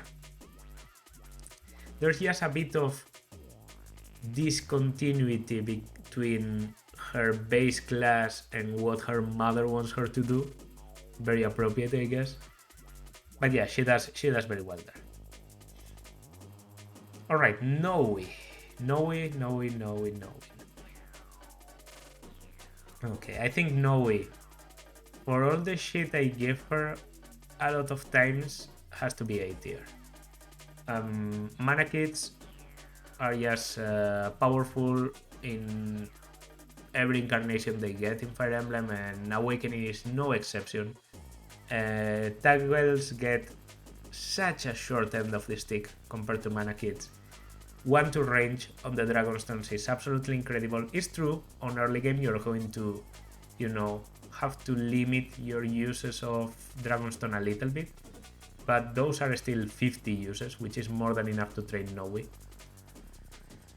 Then you get another Dragonstone from Gangrel, and then you can start buying them from the moment you beat chapter 12. So she should never have trouble with Dragonstone usages, unless you're doing like a lot of grinding or abusing a lot Nowi's capabilities. Even if she comes as technically a fragile unit because she has very low HP, I think 16 or something, the buff from the Dragonstone is going to make her tanky enough to survive enemies even in Lunatic. Like, even in Lunatic I was able to survive some people with Nowi. She has a speed problem, but her speed growth is actually pretty good. So just give her a decent enough speed partner, have her kill some people, she's going to snowball, she tanks a lot, and yeah, she's one of those pure tanks that just leave generals in this game in shame. To be honest, better than Lon'qu she is better than Lon'qu. Requires a bit more focus, but the result is just so much better. And better than Cynthia, but not better than Lucina to me. Because Lucina is going to become good a bit after her, but yeah, Lucina just has a lot of things going for her. The Parallel Falchion, Ether from the very beginning, and Nowi, for all the things she has no survivability options except for tanking everything. So she's a very good tank, but if you're not able to tank, you can't rely on dodging with her. Not reliably, at least. Rely reliably. Don't rely unreliably, ever. So that's good, yeah. A tier, Nowi, good. I just had to, you know, shut up a little bit because I was surprised by how stupid I can talk sometimes. Olivia. Dancer. You might expect me to put the Dancer very high, but this is Awakening. And in Awakening, I don't think Dancers are that good. I still think A tier is well deserved, but maybe I will leave her here. If you reclass... first of all, let's take this out of the way. Olivia doesn't have to be a dancer. You can reclass her into a Myrmidon or a Pegasus and go for a Pegasus build or for a, Swordmaster Assassin build. Is it good? I don't think so. It's interesting that you can do it, and if you want to go for it, you can pick up Gale Force, which is interesting for her and will make Inigo that much stronger. But I don't think she's a good combat unit. Her potential still resides on her dancing and on her being able to give a turn to a stronger unit than her.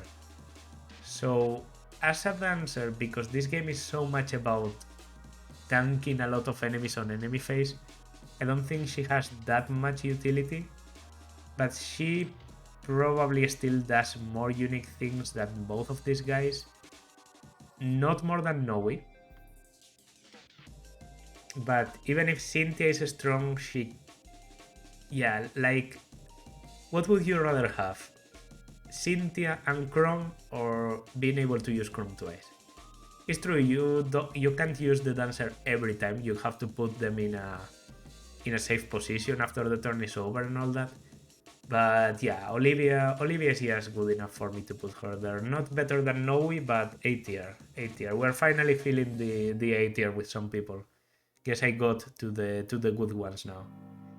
And speaking of the good ones, to be honest, Owain is also A tier. In here. Under Lon'qu. And my reasons are very simple. Main reason for Owain to be so high is him being the son of Lissa. Lissa is a very powerful unit. You have been training her for a long time, and so she has her pick out of every character in the game. And even though Lissa is a magical unit, the good thing about this is that Owain isn't necessarily a magical or a physical unit. He can go both ways. So whatever you decide to do with Lissa and whomever you marry her to, Owain is going to benefit, because if his father is physical, he can stay Swordmaster, which is maybe his lowest performing option, going physical. But it's also the cheapest, because he's his starting class, Myrmidon. So he's going to be fast, he's going to hit very hard. If you can pass down an activation skill, he's going to stack that up with Astra. And so he's going to have Astra plus another activation skill, Surfer, Vantage, and Avoid plus 10. You have a perfectly reasonable unit. Comparable to Lon'qu, but maybe slightly inferior and for less time, because he comes later. What happens if Lissa marries a magical guy? Then you have magical Owain, who has an immediate option to reclass into a mage normally, and in some situations, if you marry to Henry or to Robin, to a sorcerer, God forbid, immediately from the get-go you have a sorcerer with Vantage. I think I don't even have to tell you about the advantages of that. If your health is high, you survive. If your health is low, you attack first with Nosferatu. It's just that simple. The potential on Lon'qu, the potential on Owain is very high. Maybe enough to put him over Lon'qu and over Cynthia, to be honest. Over Olivia, I think would be going a bit too far. Because even if if he could only be a physical unit, I would put him in here. But taking into account the magical option and especially the Nosferatu option, I just have to put him in there. He can of course not always turn as good. It depends on how much you train Lissa and how much you train Lissa's partner. But hey, he did well enough for me even on Lunatic with absolutely almost no training and no preparation. I just passed down most of the things I had available and reclassed him into a Dark Mage, and he tanked like 3 Lunatic enemies on his second unit chapter. Like, that's just the potential this guy has. He's also funny, so funny A tier, of course. Biased. Panne. Panne. So as I said, I think compared to mana kids, Tagwell get the short end of the stick. And that's because, yeah, the Tagwell class is not that good. They have one range. They have to use the Beeston and the Beeston Plus, which do give buffs, but are not that interesting. They are effective against beasts. That's probably their highest utility. But even so, I don't think Tagwells are that flexible or that good. Still, putting Panne any lower than B tier would be stupid because she's there for a long time and she's much better than Gaius or Kellam. And she's better than the children for what she can do, and she has the option of reclassing to a flyer, which also provides her with some flexibility that I guess is better than just staying at Tagwell. Is she better than Cordelia? Yes, probably yes. Yes, base stats, her actually having some defense, speed and strength. Very valuable physical stats. Not better than Donnel, because I still think she shines the most as a wyvern. And if you're going to invest into Panne becoming a wyvern, you might as well invest into Donnel becoming a mercenary. And the result on Donnel is, yes, better. But I'm going to put her there. I think the Nosferatu reclass, the Hero reclass, the Wyvern reclass, those are my three reclassing guys. And if you reclass her, she's better than Cordelia. If she remains a Tagwell, her combat is also probably better than Cordelia's. So not throwing shit to Cordelia or anything, but yeah, Panne I think is just better. Okay, here we have a very strong unit, but probably the last unit you're going to recruit on every run, Priam. Priam is available as a spot pass character. You can of course play the other spot pass chapters after Priam's, but Priam's is the most difficult. It's an absurd Royal Rumble against 50 very powerful enemies, wielding both magic and physical weaponry and bows and absolutely everything. Priam also comes with Soul, Luna, X-Breaker, Swordbreaker and Lancebreaker in battle, but when you recruit him he only has Soul and Luna, which is supposed to represent him having Ether because he's the descendant of Ike. Allegedly, because Ike couldn't have descendants if he married, Soren. I'm already going there, so yeah. Priam is good. He's a good unit, he's a very solid unit, and if you recruit him from a spot pass, he might be one of your strongest units, almost ready to cap everything. You give him 1 level, he gets... you give him, I think, 5 levels, he gets Axe Fair. Internal level is too high, but unlike the other spot pass characters, I think I can say he brings a lot into the table, so there you have him. Availability is just horrible. At this point... Am I really going to do this? Yeah. At this point... I'm doing this. I'm putting both of them into the F tier because there's nobody in there yet. And I know of a character that's going to be there, but there's not going to be a lot of guys. I think Gangrel and Emmeryn have a gap big enough to Aversa and Priam that I can put them into F tier. So yeah, there they are. F tier has been finally inaugurated. Oof, Ricken. I think Ricken is so bad. I think honestly Ricken might be one of my most disliked units. Not characters. The guy is, he's fun, gender bent like Cynthia. And if you are not able to see that, then you should get a new pair of glasses. I'm not a child, I like sweets, but I actually have some good backstory. He's cool. Lysithia is better. Not much else I can say. But what Lysithia does better, definitely, is being useful at doing combat, because man, Ricken is so bad. He's slower than Miriel.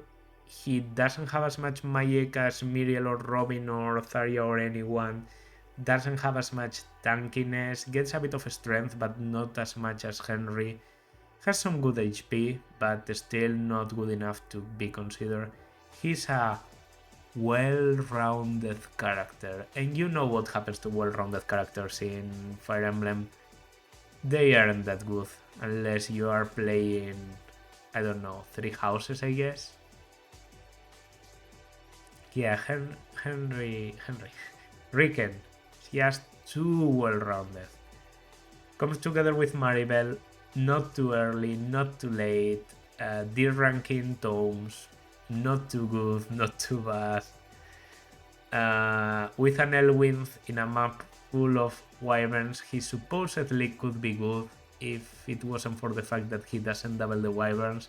So he needs the pair up, and if you give him the pair up, then yeah, he can kill them, but barely, and not the boss. Then in the next chapter, immediately he becomes useless because he can't do anything to defend Emmeryn. He's not able to do anything there. Don't tell me the opposite. He can't do anything. And then there's the chapter full of wyverns where you could supposedly make use of the Elwynth again, but remind me again why I should use the Elwynth on him and not on anyone with better magic, like, I don't know, Robin. So Ricken is just weird. He's awkward to use. He's awkward to use. He's never going to grow. He's going to grow slowly and steadily into every direction, so technically his endgame should be very good. He gets some strength, but not good enough to be a Dark Knight. His magic is not going to make him the best sage, and his speed is not going to make him double that reliably without help, so I'm actually going to put him into the D tier over Basilio. Over Basilio because I still think, well, he's there for a long time. But yeah, I think Flavia, honestly, does more, considering all the things you don't have to invest into her compared to Ricken. If you invest into Ricken, yeah, I can see him eventually being kind of good, but no access to Nosferatu, no nothing, just, you know, Sage and Tomfer, because the reclass to Cavalier is absolutely useless. He's not good at doing anything physical, and he doesn't have a lot of magical reclasses, so he's fated to become a Sage and be average at it. So there it is. Okay, next unit is Robin. That's about it. Robin is the best unit in the game. The only unit that can compare to Robin in terms of pure potential for combat is Morgan, and Morgan comes much later, so yeah, and Morgan doesn't even exist if you haven't trained Robin. Robin can do absolutely everything, can go physical, can go magical, can tank anything, kill anything, double anything, reclass into anything, get almost every skill in the game, marry anyone, marry Chrom even, so you can solo the entire game with Robin and Chrom. And even if you try to make Robin into an intentionally bad unit, like I did in Lunatic, mind you, I turned Robin into an archer, and Robin was still able to tank a lot of stuff and was one of my best pair-up bots, so whatever Robin does, she does it best than anyone else, so top of the game unit, one of the strongest units to be ever created for any game, maybe the strongest unit I've ever used in a Fire Emblem game. The only possible debate, I think, would be Byleth, and even Byleth, I think, needs more preparation. Robin just snowballs so naturally that by the time you turn your head the other way, and when you look back, you say, oh, you are actually the strongest I have in my team, and that's basically it.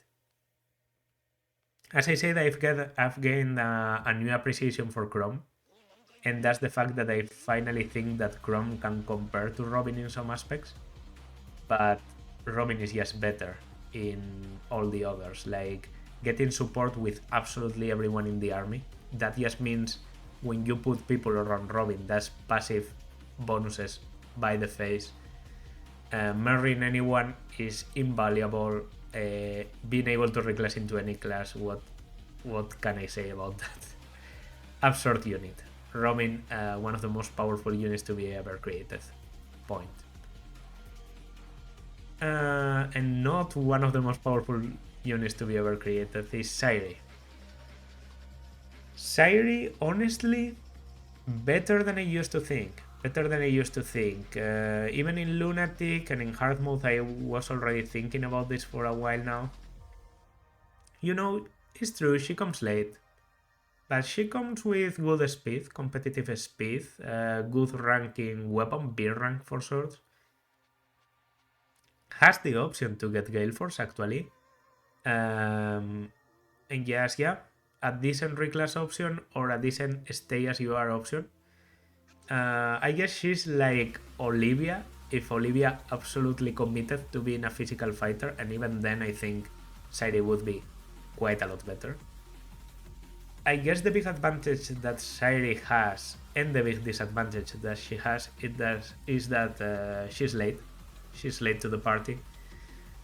She comes just a bit later after you unlock the children, and so it's unavoidable for you to think, yeah, okay, you might be good, but are you really worth putting in my army? The thing is, just after the chapter where you recruit Sairi, you get a brand new deployment slot. So she's like a free deploy unless you just recruited that child in between chapters 15 and 16. She's interesting enough to deserve a spot in your army. That's for sure. Grossly underrated unit. But not to be overrated either. Like being able to come and do job without a lot of training is good, but you shouldn't expect her to clear everything either. So similar to Flavia in that aspect, definitely better than Ricken in my opinion. Better than Flavia, even if Flavia has better stats, Sairi is there for longer. I guess the comparison with Gregor is where and with Laurent is where I don't know what to do. She's worse than Cherche in my opinion. Worse than Laurent? No, not worse than Laurent. I think she does better than Laurent on most of the games. On most of the runs you will do through Awakening. That's better than Gregor, because even if Gregor is trained, his speed problem is just glaringly obvious, so yeah. Yeah, I think this is fair. Severa, very good girl, very good daughter, and you know, actually one of the best children units in my opinion. Cordelia is a very well-rounded unit, and parents kind of appreciate well-rounded because children kind of appreciate well-rounded because it allows them to go any route and it allows them to grow into every direction, and that's very viable for children to do because they get very high stats. This isn't Ricken we're talking about, this is Severa. As long as you give Cordelia a physical husband, I don't know, anyone will do it. Frederick, Bike, Stahl, Lon'qu, Gregor.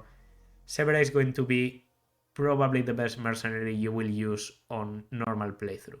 You know, if you are not reclassing Donnel or something like that, yeah, she doesn't have as much potential as Inigo, but she's just so much easier to get. So much easier. I have to put her A tier. Higher than Lon'qu? Yeah. Yes, to mercenary being better than Swordmaster, I'm sorry for that, but it's just true. Gale Force also, I think she gets Gale Force, but she is better at using it at the very end than Cynthia.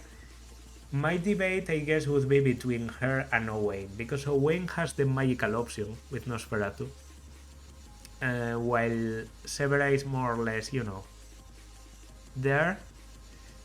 She has to go physical, she doesn't have the same flexibility, and Cordelia, as easy as she is to marry, she's not as easy to use during the whole game as Lissa.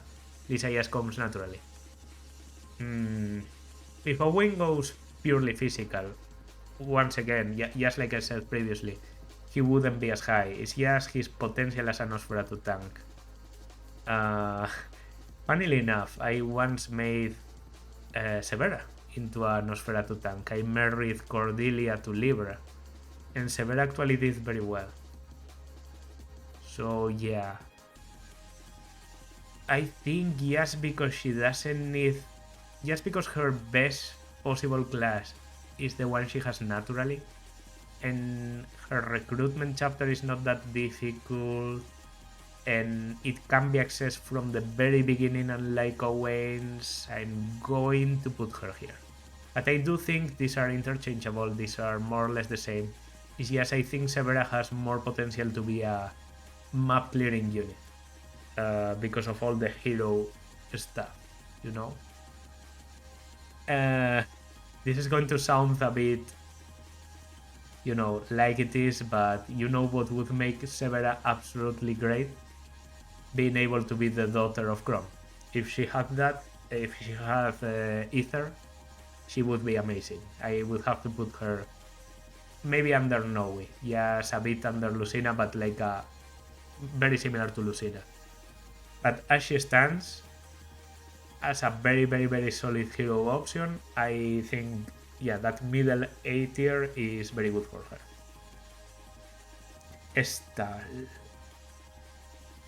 Stahl, I don't know what to say about Stahl. Stahl is so boring. He's a cavalier. I think the best cavaliers in this game are Chrom and Lucina, the reclasses, Frederick too. Stahl is a cavalier. He comes, he's well-rounded. Okay, he's not well-rounded like Ricken. First of all, he has to be at least C tier. And he is there for so long and does so well at the very beginning that at least he would have to be top of the C tier. The thing is, do I think he's better than people like Maribelle, Anna, Cordelia? Do I think his cavalry status is as valuable as those things? Do I think his combat gets as good as them? The answer would be no. I think he's top of the city. I think he's better than Kellam, but I think he still doesn't have the speed to, to say he's that good of a combat unit, the tankiness to be that good of a tank unit. His mobility is what's always going to maintain him as a relevant one, but he's a bit boring. And normally his mobility to me makes him valuable as a carry bot to, battle with someone else. So yeah, he's useful on his joining chapter and then not much else. Sorry to say, Stahl, but I've never been that interested in you as a unit or a character. So there you go. Sully, I think, has much more potential than Stahl. She's faster, and she has a child, and she can marry Chrom, and those are things that are to be valued. But does that give her an edge over Stahl good enough to put her, over Noire or something like that? Over Noire? No. It's going to be Sully than Stahl. They are just very similar. Sully has the potential to be better. I do think so, but I maybe haven't used Stahl to his full potential, so yeah, there they are. It's good. C tier, probably better than both of them ever dreamed, especially in a game as competitive as Awakening. C tier is good. Top of the C tier, the early gamers, that's good. Sorry, but yeah, that's it. Now here we have a very good unit, Sumia. I honestly think Sumia's presence in the A tier is uncontested. The debate would have to be where I put her in here. Sumia comes very early, first flyer you get in the game, immediate synergy with Chrom to be able to carry him very far away and give him a lot of speed. And she also has the javelin from Kellam to be able to, target enemies. She comes at a very low level, but she gains experience very fast. If you don't want to go for a Chrom pair-up, you can go for a Frederick pair-up, and then she's getting the best possible physical boosts with a lot of strength and defense that make her into a powerful fighting unit. I did this in Lunatic. I was surprised by how good Sumia can be even in Lunatic. I honestly think due to long range potential, she has to be over Lissa. What I'm debating is, do I even think she's better than Freddy? No.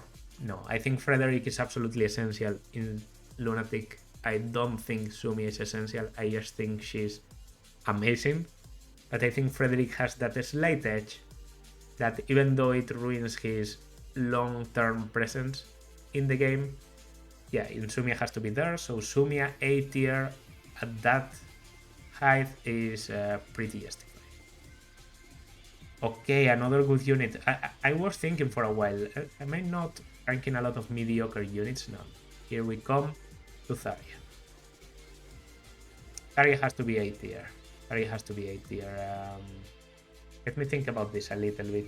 He has the Nosferatu tanking. Maybe the most, and I think this is pretty easy to understand, the most natural Nosferatu tanking out of everyone in the army. Not just the fact that she is the one to come with a Nosferatu, the first Nosferatu you get into the game, but just the fact that she's a solid unit with good speed, with good tankiness, and with good magic. And she only has a single problem, which is her reliability. She doesn't have a lot of skill or luck, but lo and behold, she gets Hex and Anathema from Dark Mage that completely avoid that problem. And her only weakness in tanking is actually magical damage.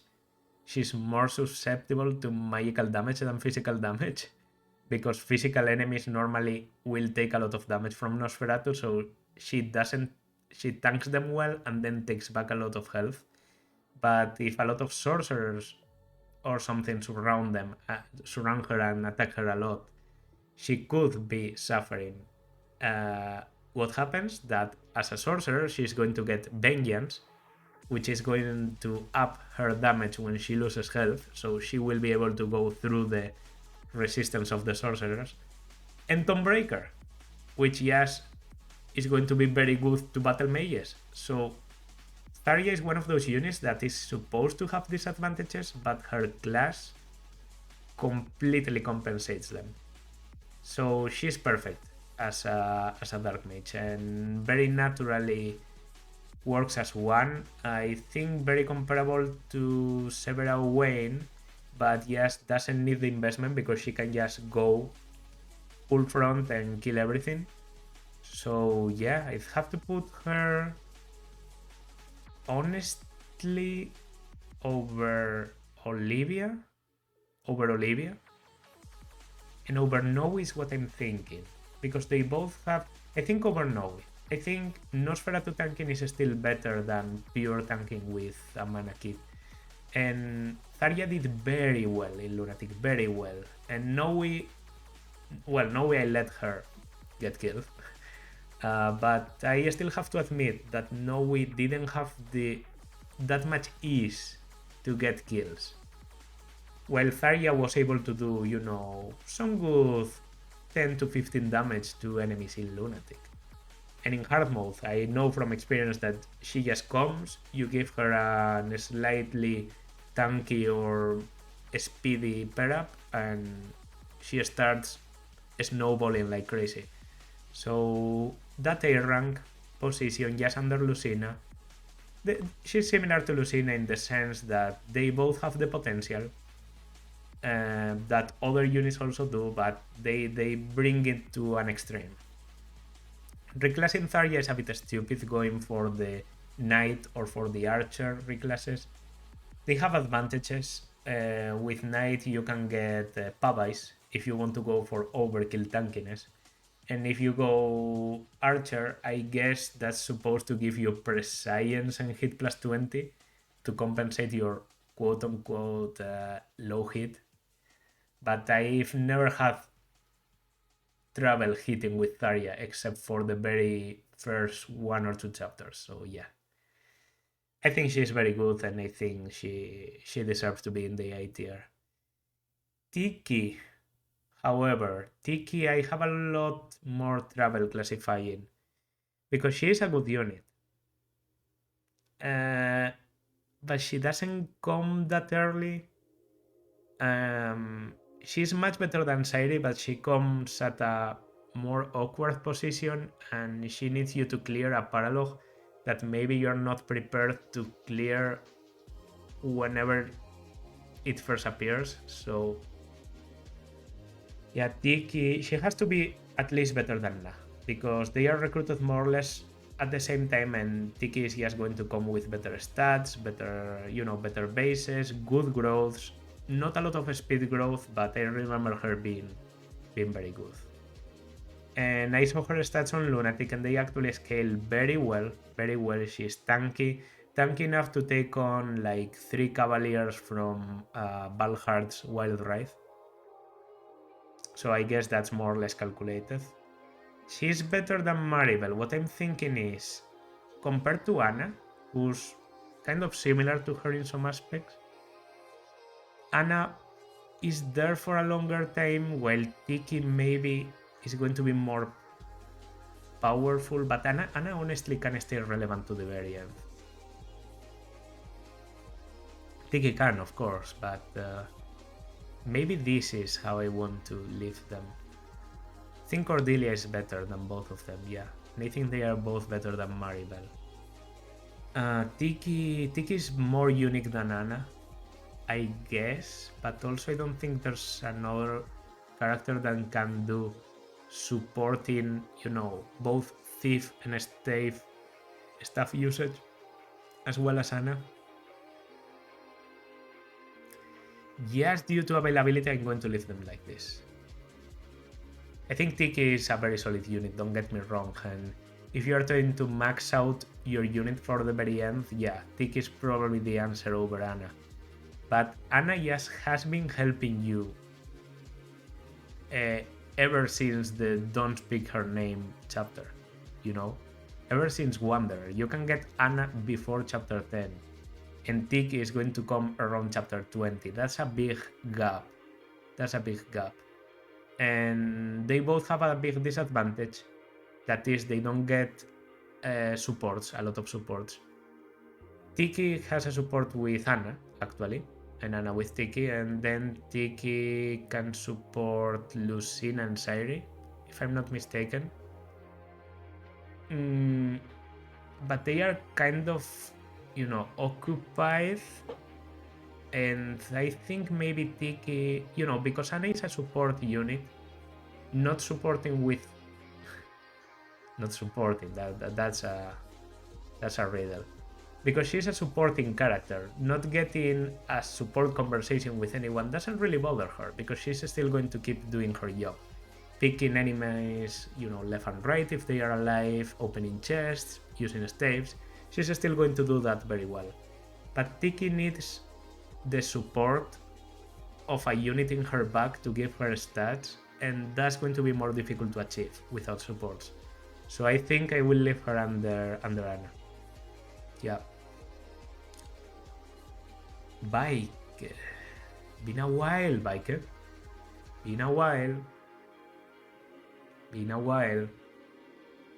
Bike is honestly not that bad.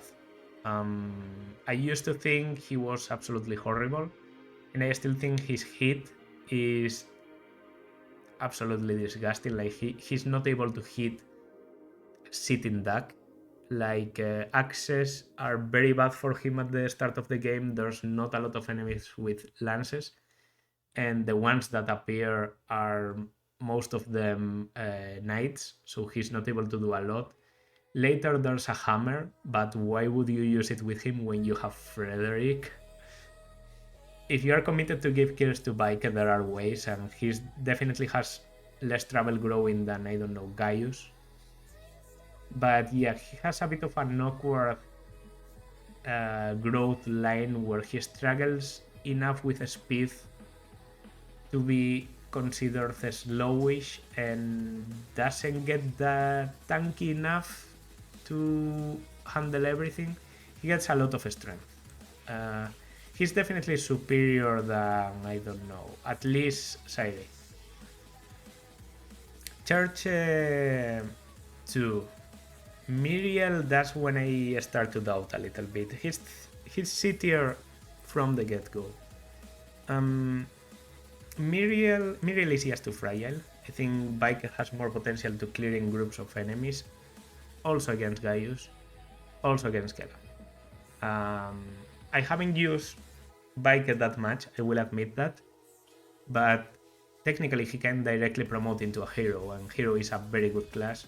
He can also go for Berserker, and maybe hero to Berserker is a very good option, because you have the best of both worlds. You have the damaging potential and the critical that comes with Berserker, but you also get Soul.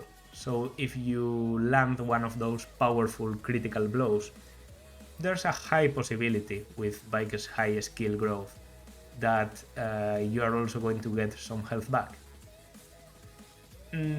So compared to the Cavaliers, I think he has better combat but less mobility and less flexibility, because he always has to be that brute.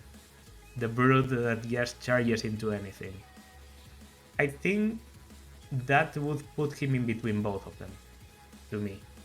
Because Sully has more potential for combat that just eclipses Bikers, but Stahl, just in my opinion, is too balanced to ever be a relevant combat unit, and so Bike is going to have the upper hand against him. So putting them like this, I'm not intentionally putting every Shepherd together, but yeah, they are similar in that sense. They join at the same time. Bike has slightly more damage. I still think his class is better. Paladins are just not that good in this game, in my opinion. You are better off being a foot unit that is paired up with your waifu wyvern or something, you know. So yeah, there we go. Oh, Virion. Well, guys, the time has come. The time has come. Virion is F tier. Virion is the worst unit in the game. The starting class is horrible, Archer. They didn't even give him the courtesy of having any flyer to battle until you go against the wyverns. And by the time you go against the wyverns, Virion is never fast enough to double them. So you are better off one-rounding them with Ricken. His reclassing options are absolutely horrendous. Like, who would want to reclass Virion into a fucking mage? To what? I guess the point is to get focus, like the skill focus to get higher critical. Virion just focuses so much on getting a skill and on getting criticals that maybe they overlook the fact that he doesn't double, he doesn't tank, he doesn't do damage, and both of his promotion options are just, you know, average classes that don't really belong in Awakening. Really being an archer is a curse, and in Awakening even more when, you know, enemy faces in such a high fashion. So I'm sorry, Miriam, but I can't put you higher than F tier. That's the tier you deserve.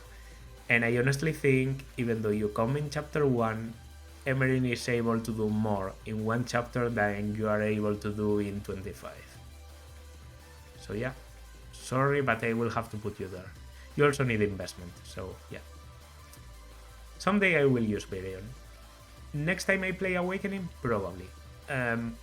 This is Awakening. Even the worst unit is viable to a certain degree. And Virion is the worst unit in my opinion. And for sure, if you give him a lot of kills, he will eventually be able to kill people. The problem is that he can only kill one person per turn. And that's something that I think you can't say out of anyone else in this tier. Yeah, you can go Bow Knight, build up the swords, but come on, let's not joke. We know it. Virion is F tier. Sorry. Valhart, however, is maybe the complete opposite of Virion. A unit absolutely thought out for the enemy phase. Yeah, he has the potential to do damage, but he's basically a very fast and very tanky Great Knight that is thought out for you to put in the middle of a very big group of enemies and just clear them out. Comparable to Priam in that aspect, but I think I prefer Valhart. Or Priam. No, I prefer Priam. I prefer Valhart for certain things, but I have to admit Priam has one single thing that makes him better than Valhart, and that's Soul. Soul gives him reliability, and Valhart does have his personal thing, Conquest, which allows him to not get bonus damage, but he still has a very big enemy, mages, that Priam doesn't really struggle against. So very poor availability on Valhart, that of course is going to put him on D tier as the highest possible. And yeah, his combat is absolutely great, but just not as great as Priam, so I think that's fair. He's still a better combat unit than Aversa, and has very high ranks on a lot of weapons, so you know, pretty adaptable, can go for swords, lances, axes, just like a Great Knight on steroids. At the end of the game, honestly, if you have been using Frederick as a Great Knight, like boom, just putting experience into him and not ever reclassing him, just reclassing him back into level 1 Great Knight, I'd say he's going to be more or less like Valhart, if not less powerful than Valhart. So the only reason I would put Valhart here is because you have to struggle to get things like Luna. He doesn't have skills. He simply doesn't have skills, and that's a big problem. But his stat line is good. Yarne, Panne's song, starts as a Taggle. And Taggle for early game, you know, is good, it's cool. But for the time you get Yarne, come on. You have to reclass or do something better. He's just a bit too average. Even for one of the kids, I would have to put him into C tier. Still think he has the battling potential to rival, like, better than Laurent. So he comes more or less around the same time as Sairi and Cherche, and he's better than both of them. And due to tankiness and damage and all that, he should be better than all of these people. But better than Bike, when Bike has the access to Soul, and better than Sully, when Sully can go for the Wyvern reclass, and you know, still has more or less a good fighting potential, the Chrom pair up, the Frederick pair up. I think Yarne is good there, like immediately one tier under Panne. That sounds perfectly okay. He's not the strongest kid, he's not the weakest kid, he's just pretty average for being a kid. And his starting class hurts him a lot, he doesn't get Gale Force. I tried using Yarne on Lunatic, he's not great. Not as a Taggle, not as a reclass, not as anything. And I gave him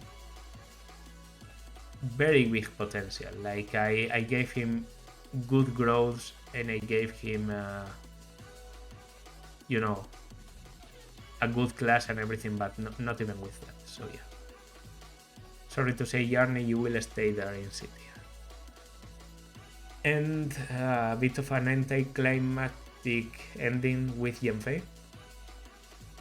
Yenfei is the last spot pass character. The brother of Sairi, very comparable to Sairi in the sense that he's a ready-to-go sword master. A bit annoying to recruit because you need Sairi to recruit him. So if Sairi is very weak, you have some trouble there. I think he has the combat that makes him stand over Gangrel, and like I think he has to be there. And honestly, I'm debating if he should be over. I think he should be over Aversa. Not over Valhart, because Valhart still has better enemy face and all that. But yeah, Yenfei is just, oh, I don't have a sword master. Well, I recruit Yenfei and I have a sword master. And there it is. He comes very late, but he has good combat, and that's it. And he has a personal sword. That also should be taken into account. A personal sword with range. That's also something Priam has that I didn't mention. He has the Ragnell, the sword from Ike. But yeah, Yenfei also does. He has the Amatsu, and it's a pretty damn good sword. So yeah. No, actually, the Amatsu is dropped by Yenfei when you battle him. When you recruit him, he has something like the Soul Cati, I think. The legendary weapon from Ling or something, or some Cati or something like that. He has a good weapon. He's a decent combat unit, good combat unit even. It's just he comes so late that who cares? And yeah, that might be a bit of an underwhelming end, you know, with a hookers unit and with, you know, Virion also coming very late. But blame the game for naming those units with letters starting with, you know, V, Y. I think this is pretty fair. Aside from these guys, they do not apply. This category is definitely under them, so these are my F tiers for sure. This D tier is like, could be useful but would require exceptional circumstances. This is just plain reliable units that don't really bring anything absolutely unique into the table, and what they bring has some disadvantages like Gaius or Kellam. Then this is actual solid units, even if they require some investment, like Noire being the least solid and Libra the most, and in the middle people like Donnel, like Tiki, like Na. A is actual game clearing units. I think on my top of the list, I would use these people if I wanted to beat the game seriously. Sumia with her child, Olivia for the dancing, Severa, more powerful than Cordelia definitely, Lon'qu, Tharia, Lucina, Sumia, I said Sumia already, Nowi, and Freddy. And on S tier we just have, you know, the triple, what could be even considered to be the family. Chrom and Robin, always the best units in this game, followed by Morgan, who's just too powerful to ignore if you build her well. So yeah, that's going to do it for this tier list. I think I've been recording for quite a while, but because I took many breaks in between, I don't know if this has been like 1 hour and something or 3 hours. I do know I've been able to say a lot more about these units than I thought initially. I thought it would be a bit boring because, you know, there are reclasses available and all, but I kind of forgot about Awakening just limiting what you can reclass into, and that just makes units into actual units and not open blank pages you can write anything in. So yeah. Good game. Was a joy to play in Awakening, in Lunatic, even if I suffered a lot through it. I don't think I will ever repeat playing Lunatic, but I also feel I've learned a lot about, you know, I even discovered some things about reclassing I never thought I would know. So yeah, this is going to be my final tier list. So as always, if you like, then consider liking, subscribing, leaving a comment. And yeah, this tier list is definitely the truth. And if you can't accept it, then tell me why or something. And see you in the next one. Bye.